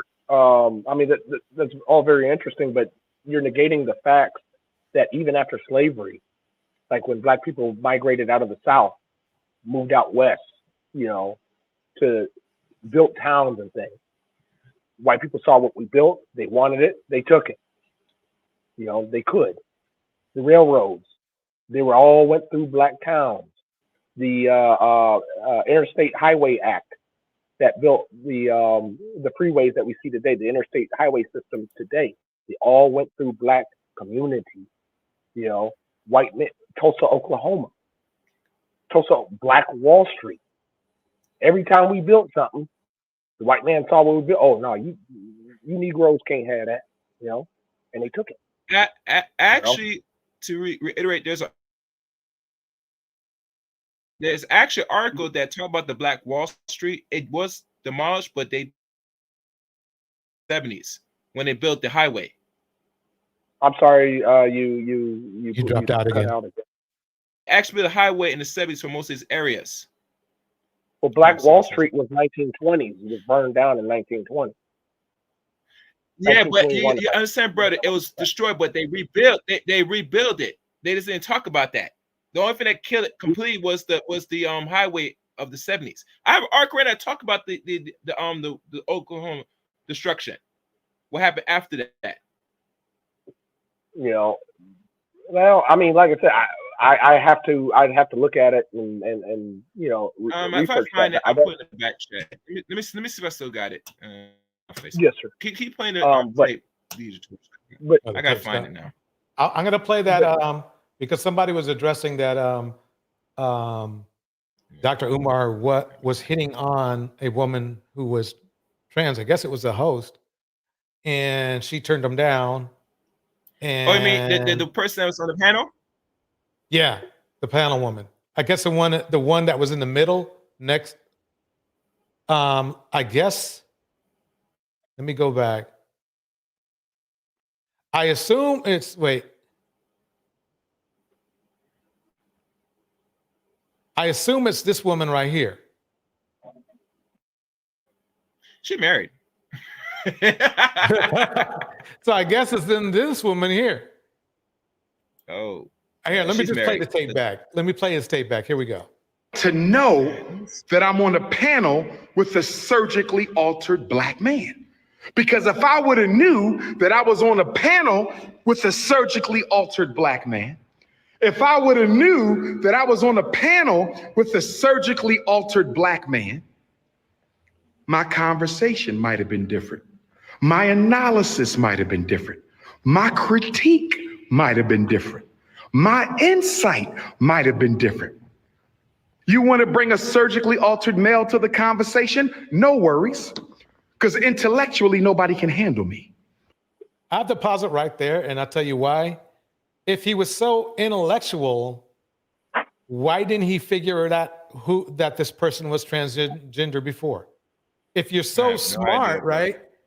You'd think he would have done like some, historical look, Googled, You mean a everybody. background check? Yep, there you go. He didn't even have to do a background check. All he had to do is just Google the person's name. I mean, these people, everybody on the panel was at least fairly, famous, right? I mean, so all he had to do is Google those people, and it would have came up. So that's what got me here. Was like he's trying to say, like, oh, I'm so smart and such a genius, but I couldn't even figure out that this person was trans. And that's okay, but don't say you're super smart and a genius if you can't figure out a person who you are on stage with at all. That's the thing. It didn't even matter that the person is trans or not. The thing that matters is that he acted like he was a genius, and most geniuses would have found out who was on the panel. They were on the panel with. To the conversation, no worries, because intellectually, nobody can handle me.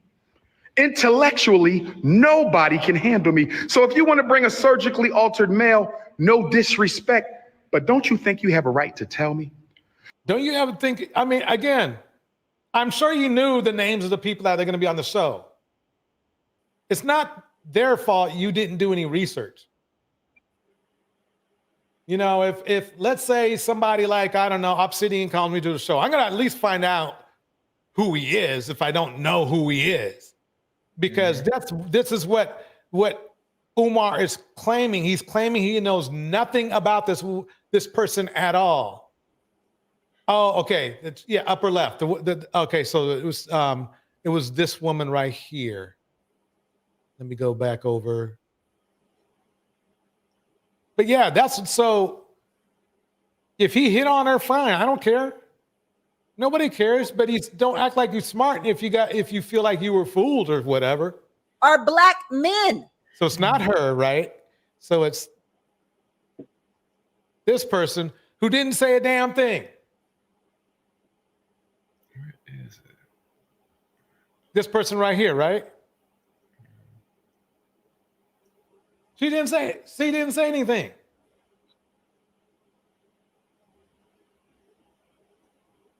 So what is he talking about? Umar got on an affirmative action and a grading curve for sure. I don't get it.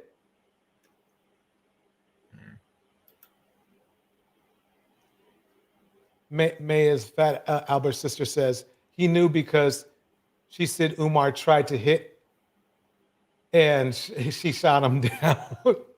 All these Pan-Africanists are extremely suspect. Just come out already.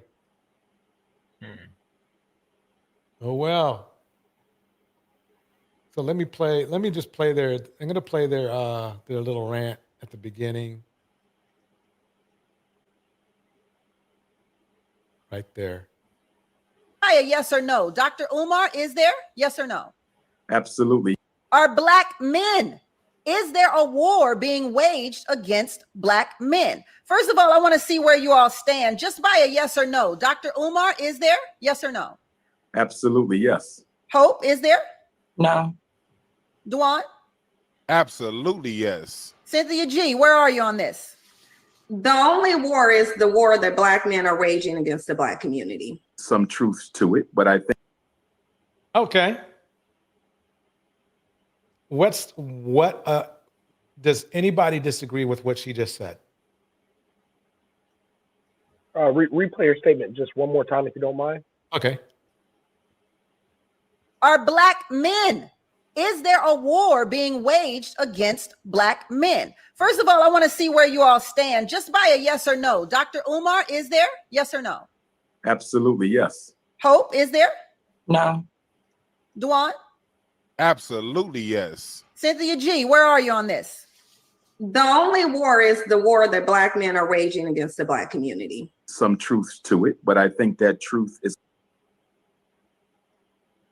I don't know why I got this stupid. Yes, yes, I disagree with her statement. It's not just Black men waging a war on the Black community. That's just blatantly false, and history would be on our side, and that's why I keep saying Cynthia G knows nothing about history. Okay, so what you're saying is that Black men are not waging war on our community. Is that correct?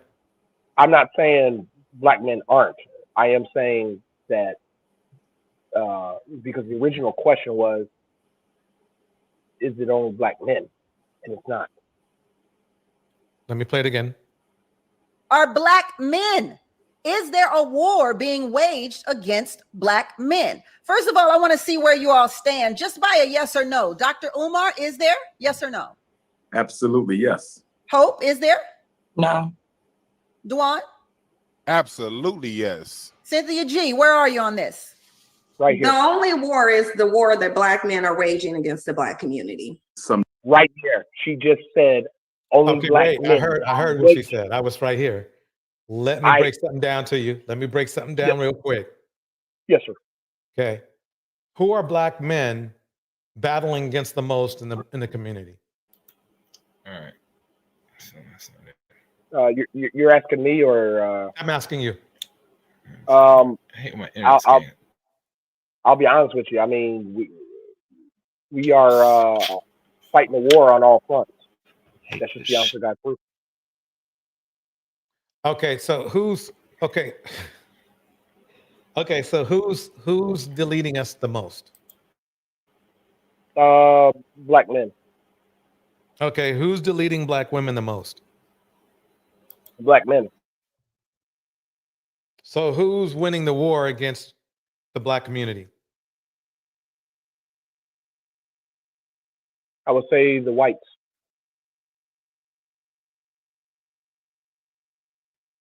How? Well, think about it. You know, we're losing our wealth. We don't own, every bad demographic. So what you're saying, it sounds like to me, you're saying that other races are winning whatever war you want to call it financially.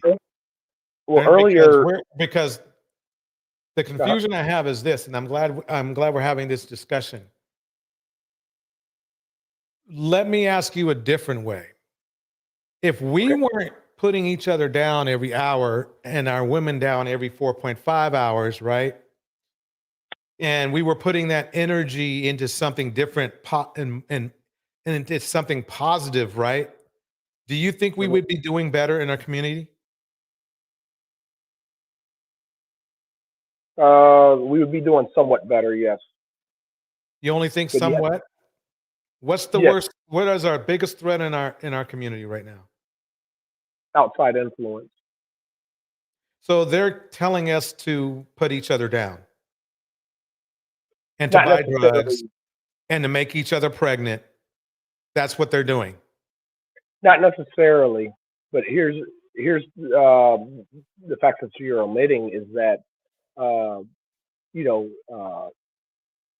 if a lady is still is in the chat, she can confirm. But like I said, a liquor store on every corner in Detroit. Black people didn't own those liquor stores. The Arabs. Okay, so how did that happen? To be honest, I'm not 100% sure. I just saw the aftermath, as a child living in Detroit. You know, you and I spoke earlier about the Bay Area, about gentrification. Okay. Again, liquor stores. Why is it in black communities Okay, so only you're liquor stores? telling me, so what you're saying is this, is that if the other cultures gave us everything we wanted, we would be doing better than if, and we would stop, wanting each other, and we would stop making each other pregnant, and we would stop deleting women at 4.5. Is that what you're saying? Before I answer that, I'll make a mental note. But before I answer that, may I just say something before I answer that? Sure. Yeah. So the only thing I just wanted to finish up on was also you have to remember the crack epidemic, which DJ Torch, the crack epidemic better than I do. It was in the black community. Remember, cocaine is a lot expensive. Okay, and I understand that you're going to say something about like the government put it there and all that kind of stuff, right? Yes, you got ahead of me. Okay, so basically the thing is that I understand that, but there's a certain level of responsibility we have to take ourselves. I agree with that. There is, but it goes to my point about outside influence. Right. I mean, Dr. Umar is pretty smart. I mean, so if somebody plops some cocaine in front of him, he's going to go, "F you, don't," and either burn the cocaine or whatever and get rid of it, right? But unfortunately, we didn't do that. Yeah, I mean, we didn't do that, and then we come over to the gangs, which are all male run, correct? Yes. So I understand what you're saying. Let's put it this way: it's kind of like the outside influences are nudging us to do wrong. Would that be accurate? It is, but DJ Torch, they're nudging us, and I understand that, and that makes a lot of sense. And in some ways, it might even be a pretty strong nudge, but they don't force us. They don't put a gun to our head and say, "Snort this," or "You guys form a gang," or "We're gonna, delete you." They don't say stuff like that. They might be cunning, or they might have some sneaky ways of whatever, right? But the bottom line is, do we take the bait or not? That's correct. But DJ Torch, may I ask you a couple questions here? Sure. You said you lived in Oakland, correct? Sure did. Yep. You're familiar with Vallejo? Yes, I am. Highway 37 and Marine World Parkway. I used to live there. Yeah, that was a hood. That was a hood. Now, in talking with me, do you believe I'm a hood dude? No. How long did you live there? Not long. My mom kicked me out of the house, and that's why I moved. How long were you there? I was there. She kicked me out. 2004. I was there for about 6 months. Okay, so you weren't really there. No, but I was there long enough. You were there long enough to know it was a hood. Yeah, but yeah. Okay. Yeah. So where are you going with this? The only thing is that okay, there are black men out there that do resist those temptations. I was there. You know what I'm saying? Yeah, there are black men that resist, of course, because if there weren't, we'd be gone by now. Yeah. I understand that. Yeah, most definitely. But unfortunately, there are a lot of black men and black women that can't resist the temptations of the hood. Right. What were the gangs that sold the drugs? Who were they mostly comprised of? The gangs that sold the drugs. You're talking about the men or women? Mostly men. Okay. Were they leading? Were they leading us in the right direction? No, sir. So then that brings us back to Cynthia G's argument, right? Where basically she was asking that we were the biggest threat to the community, which initially, at least, we're the first wave. I understand. You know what I mean?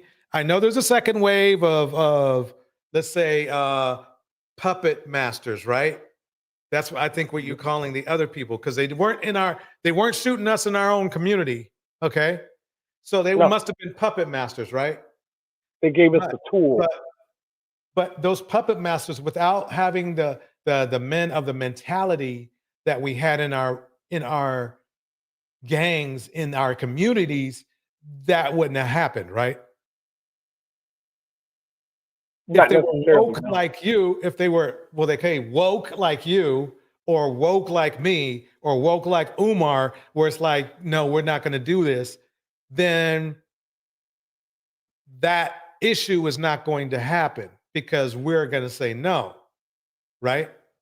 If 100% of us, or at least 90%. I mean, it didn't need it. I mean, the problem is that it was almost like it was just 50-50.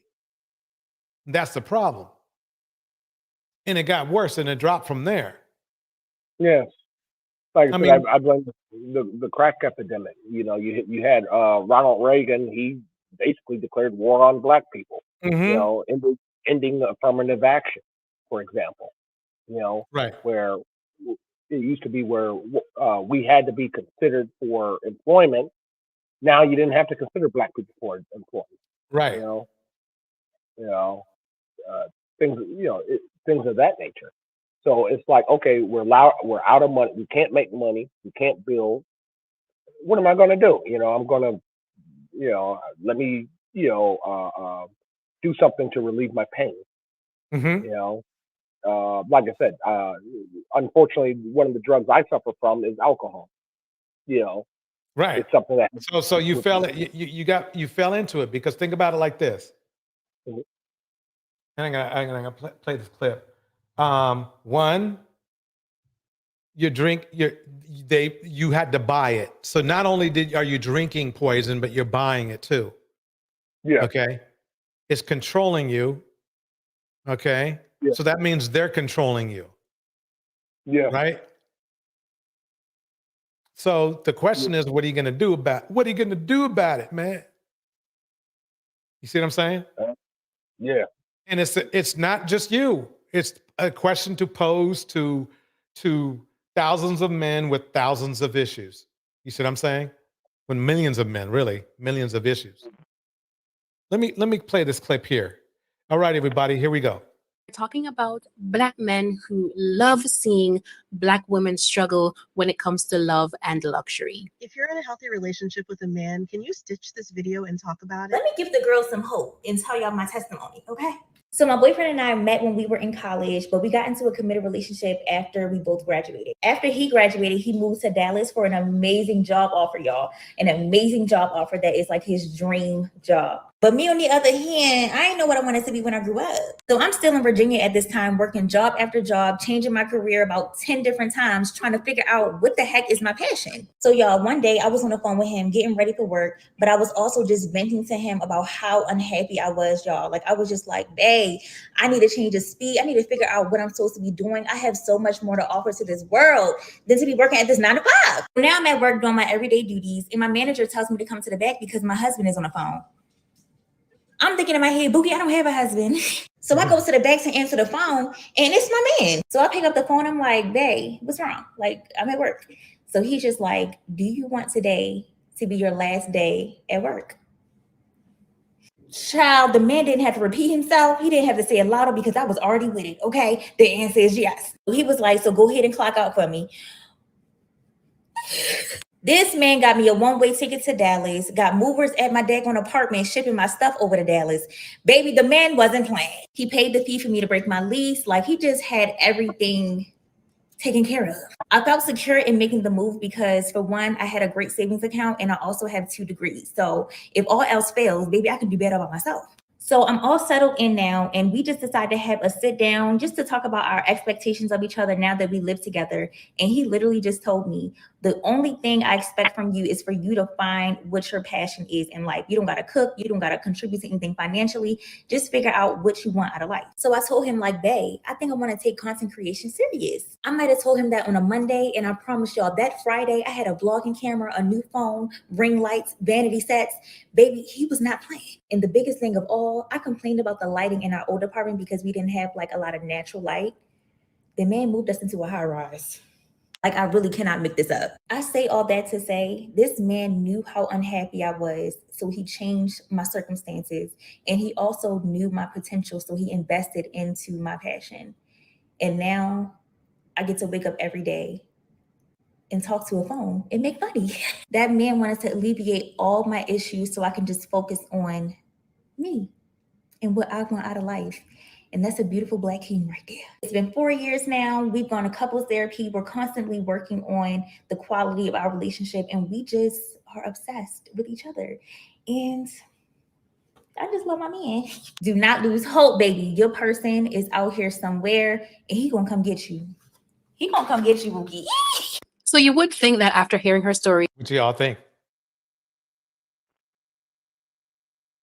I'll keep it going. Here we go. people would be happy for her and, you know, saying that, you know, I'm happy that you found a good man. I'm happy that you found someone who you're both obsessed with each other and you're in a good place in your relationship. But no, the men were not happy. The Black men specifically were not happy because they think that the man is doing too much for her. And I don't know why. Boom. Boom.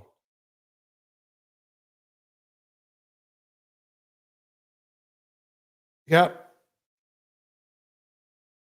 That's that Russell Wilson syndrome. They don't like when a Black man treats a Black woman good. They can't stand it. It gets on their nerves. Let me keep going. Why things like this bother other men, because that is not your woman. Those are not your circumstances. Maybe you don't even have the means by which to even do that to someone, but they were having problems.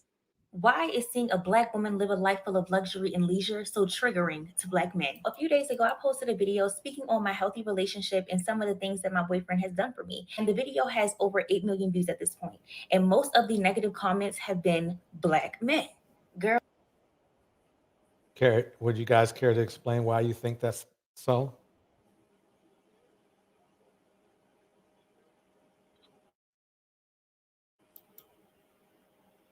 Susie Bear says this: Black men whine and lack accountability. There will always be outside influences, people trying to throw you curveballs. You have to be a critical thinker in order to avoid those things. So, I mean, to me, it's like she's fit, feminine, friendly, submissive, and everything, and doesn't matter. So she was actually a perfect project, a perfect example to show you that these men in the manosphere will never be happy because she did everything her man told her to do. She loves her man. They go to therapy and all that kind of stuff to keep their love happy and everything.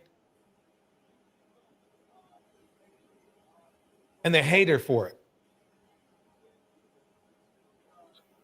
Because he's not being mean or controlling to her. That's what it is. Okay, am I back? Can you hear me? Oh yeah, there you go. We can hear you now. Yeah, I found the article for the man. I can't tell what it is because how you structured the studio, who is on the left-hand corner. You can read that article. This pretty much details what really went on after the destruction. Because I, like most people, believe that after that, you know, Black people just packed up and left Tulsa and let it be a destitute, but that's not the case. They were able to rebuild. The only thing that killed it was when they put the went on to something else. Okay. No, because you asked, and I could really same thing and not find the article. You get me? Okay. I got this from another content creator, and I haven't really skimmed through it, but when he explained it, it made more sense because, like I said, the thing that really killed anything in the business was not only integration, but they put the highway. You know, the red line. I didn't know how bad the highway was when they start putting things to go past the community. You get me? So. Oh, I see. Oh, I got it. I see it. You put it in the back. Yeah, put it back. Yeah. Okay. That's Yeah, all. we went. But yeah, That's all. That's all. Whatever you do. That's the Tulsa thing. But I tell you what, I'll put this in the mix on another live stream. I'll build something around it. Yeah, yeah. Because we got to get out of this myth that after things white men destroyed, that black people said no. Certain parts of certain towns in the United States, and it's more than just Tulsa. There was towns in North Carolina, some parts, in other states. What they always try to document to us is only Tulsa was the only haven of black excellence, and that is bullshit. Right. Hey, sir. May I interject, sir? Go ahead. If you have a pen and paper handy, write this down. This is to the other gentleman on the panel, sir. I apologize. If you have the link, it'd be better to do that. I can't write it right now. I'm multitasking right now. I'm only on my device. I got stuff here. Person. I'm just give you honest opinions. I can't write things down right now. Person. Okay, no, I understand, sir. The only thing I just wanted you to look up. This is my great grandfather, Anderson Willis. I can't post anything in the link in the chat right now, but I want you to look up the name Anderson Willis. It's my great grandfather. He built basically built a city in Freestone County, Texas. Okay. I need to move forward with this though. Yeah, he has to move forward. I mean, we'll have to have a conversation. Yeah, we'll talk about it later. About to go. Everybody, I want you to give me an opinion why you think, at least in the chat, especially in the chat, give me a real opinion why you think black men are hating on this woman who is fit, feminine, friendly, submissive, did exactly what her man told her to do. Her man told her what she was going to do. She's a super popular YouTuber. Why in the world are they getting? She's doing everything her man wants to do. Why do you think she's getting so much heat? Why do you think she's getting so much heat? Here we go. I'm going to keep it going. Here we go. Girl, they've been in my comments calling me lazy, a gold digger. I'm worth nothing. I bring nothing to the table. He crazy. I would never have no woman in my house doing nothing. No, babe, you could never. You have to rely on your girlfriend's funds for the rent to get paid on the first. So respectfully, mind your tax bracket and sit this conversation out. If I made a video saying, I don't need no man, ain't no good men left, then I would have been bitter, angry, and too independent. So what do you want from us? I know what y'all want. Bars. What do y'all think?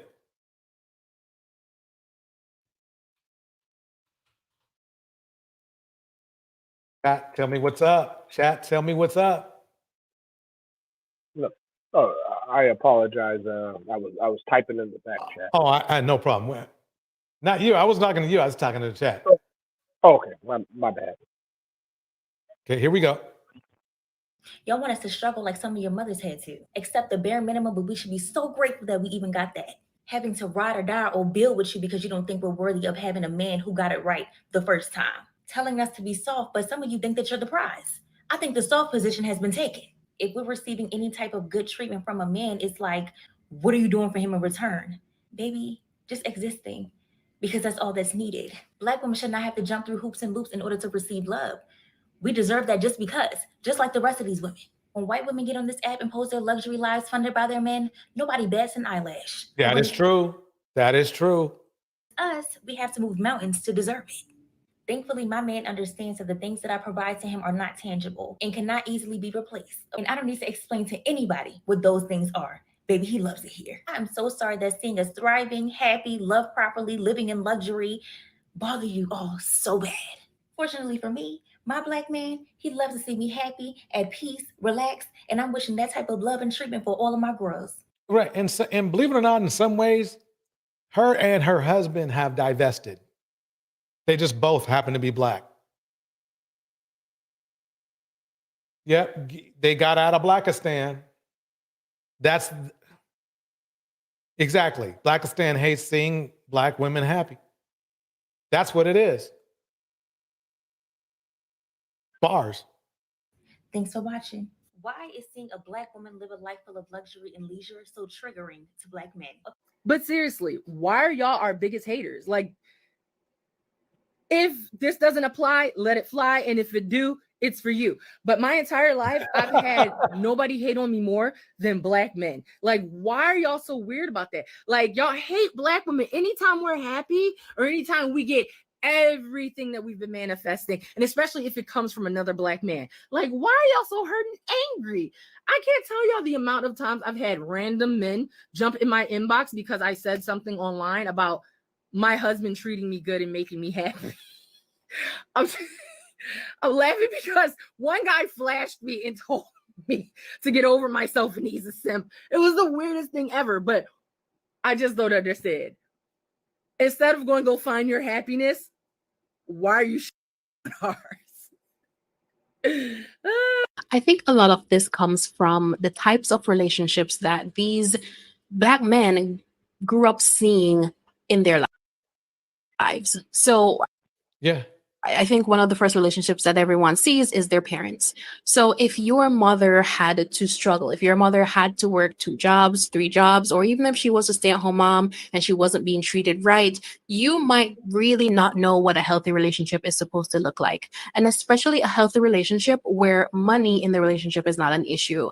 This young woman, she had the opportunity to quit her job and figure out what she wanted to do because her man was in a position to take care of the household and to afford for them to live on one income. And I'm pretty sure that he still can, but until she figured out what she wanted to do with her job, she doesn't seem like the type of woman who would just be sitting at home, not doing anything, just taking up space. She wanted to be productive with her time. She wanted something to do, and the man was willing to hold things down while she had the chance to do that. I just don't understand why that would trigger anyone unless they are actually jealous of the lifestyle.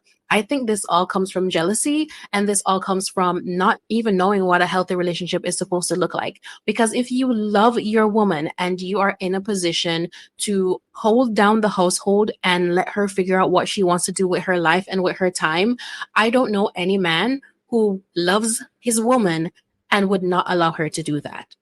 Ours. Lady Randy says this. She's correct. They keep going back to slavery and the past because they feel we deserve nothing. Bars. I also feel like a lot of these men are just projecting their insecurities onto this woman, because if you would not do that for anyone, that has nothing to do with her and her man and her situation and their circumstances. It has Mrs. Newby everything to says do with this. you and Mrs. Newby says this. You know they are, Bridget, while they single and bitter as hell. Yep. where you are in your life right now. You can only speak that way because you can't afford it and you don't have anyone that you feel that way about. Atlas says, girl, as fun as you is, don't come around a brother looking sexy on payday. She gorgeous. Gorgeous.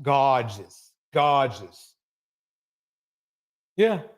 They love calling simp men that treat women good simps, which tells you that basically that's the goal. Basically the manosphere goal is to treat women like crap. Because it can't be for well, if you're in a good relationship, she did everything for her man. Everything. And it wasn't enough for them, for dudes that probably don't have nothing this couple had. That is just crazy to me. This was actually by Life with Melanie. Please like and subscribe. That. And Darnell, do you have any thoughts you would like to interject? No, sir, not at this time. Okay, Losing my voice, folks. sorry. Oh, hey, no, I don't. Hey, I totally understand. In fact, everybody, it's been 3 hours. I'd like to thank everybody for coming through. I think I'm going to hit the beat. I think I am going to hit the beat. Here we go.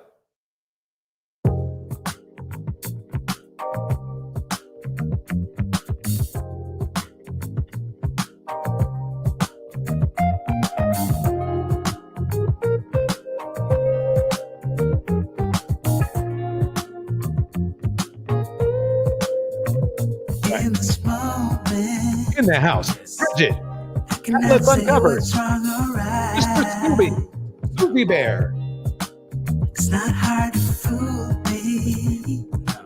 Mistress Snoopy, I'm addicted to the good life. Baby Nello, Yeah, lead the way. I follow. Rika Reed No Gaming, need to say. Miss Where RV, we are heading now, babe. I follow to the edge of it all. To the edge of it all. So tell your good night. Hey, Cause I'll find a better one. Yeah. Steve Blackina, Susceptible night. Lady Wendy,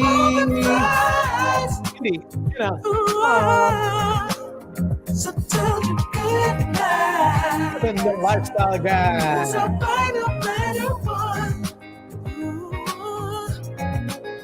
Susceptible night. Before the moment flies. The Rack It's not Girl, a problem. Rack Girl, thank you 'Cause for I know coming up. what I'm getting into. Yes. Yeah. Nothing can stop me. It's RV, 'Cause I'm addicted to what you and I realize. and C. Lead the way. I follow. No need to say. Where we are heading now, babe. I follow to the edge of it all. So tell your good night. Cause I'll find a better one. We got Marshall California coming up. Better believe it. Susceptible night. Before the moment flies. The Enlightened Family. So tell your good night. BM, Apple Fish, Darnell Elliott, Susceptible night. Before the moment flies. Dave Brown. Oops. All right. Let's see. I still got more. Wait, let me get rid of that. All right. So, still in the house. I'd like to thank everybody for coming through. Who else? Who else did I miss? I'm going to get everybody. Oh, Chaos Rain Show. Thank you for coming up as well. And Miss RV, Kittens and Caskets. Why you seeking knowledge? VM. To everyone, thanks for coming through. You got to catch the next shows. They're going to be all the way live. Thanks one more time. This is DJ Torch. And I'm out of here.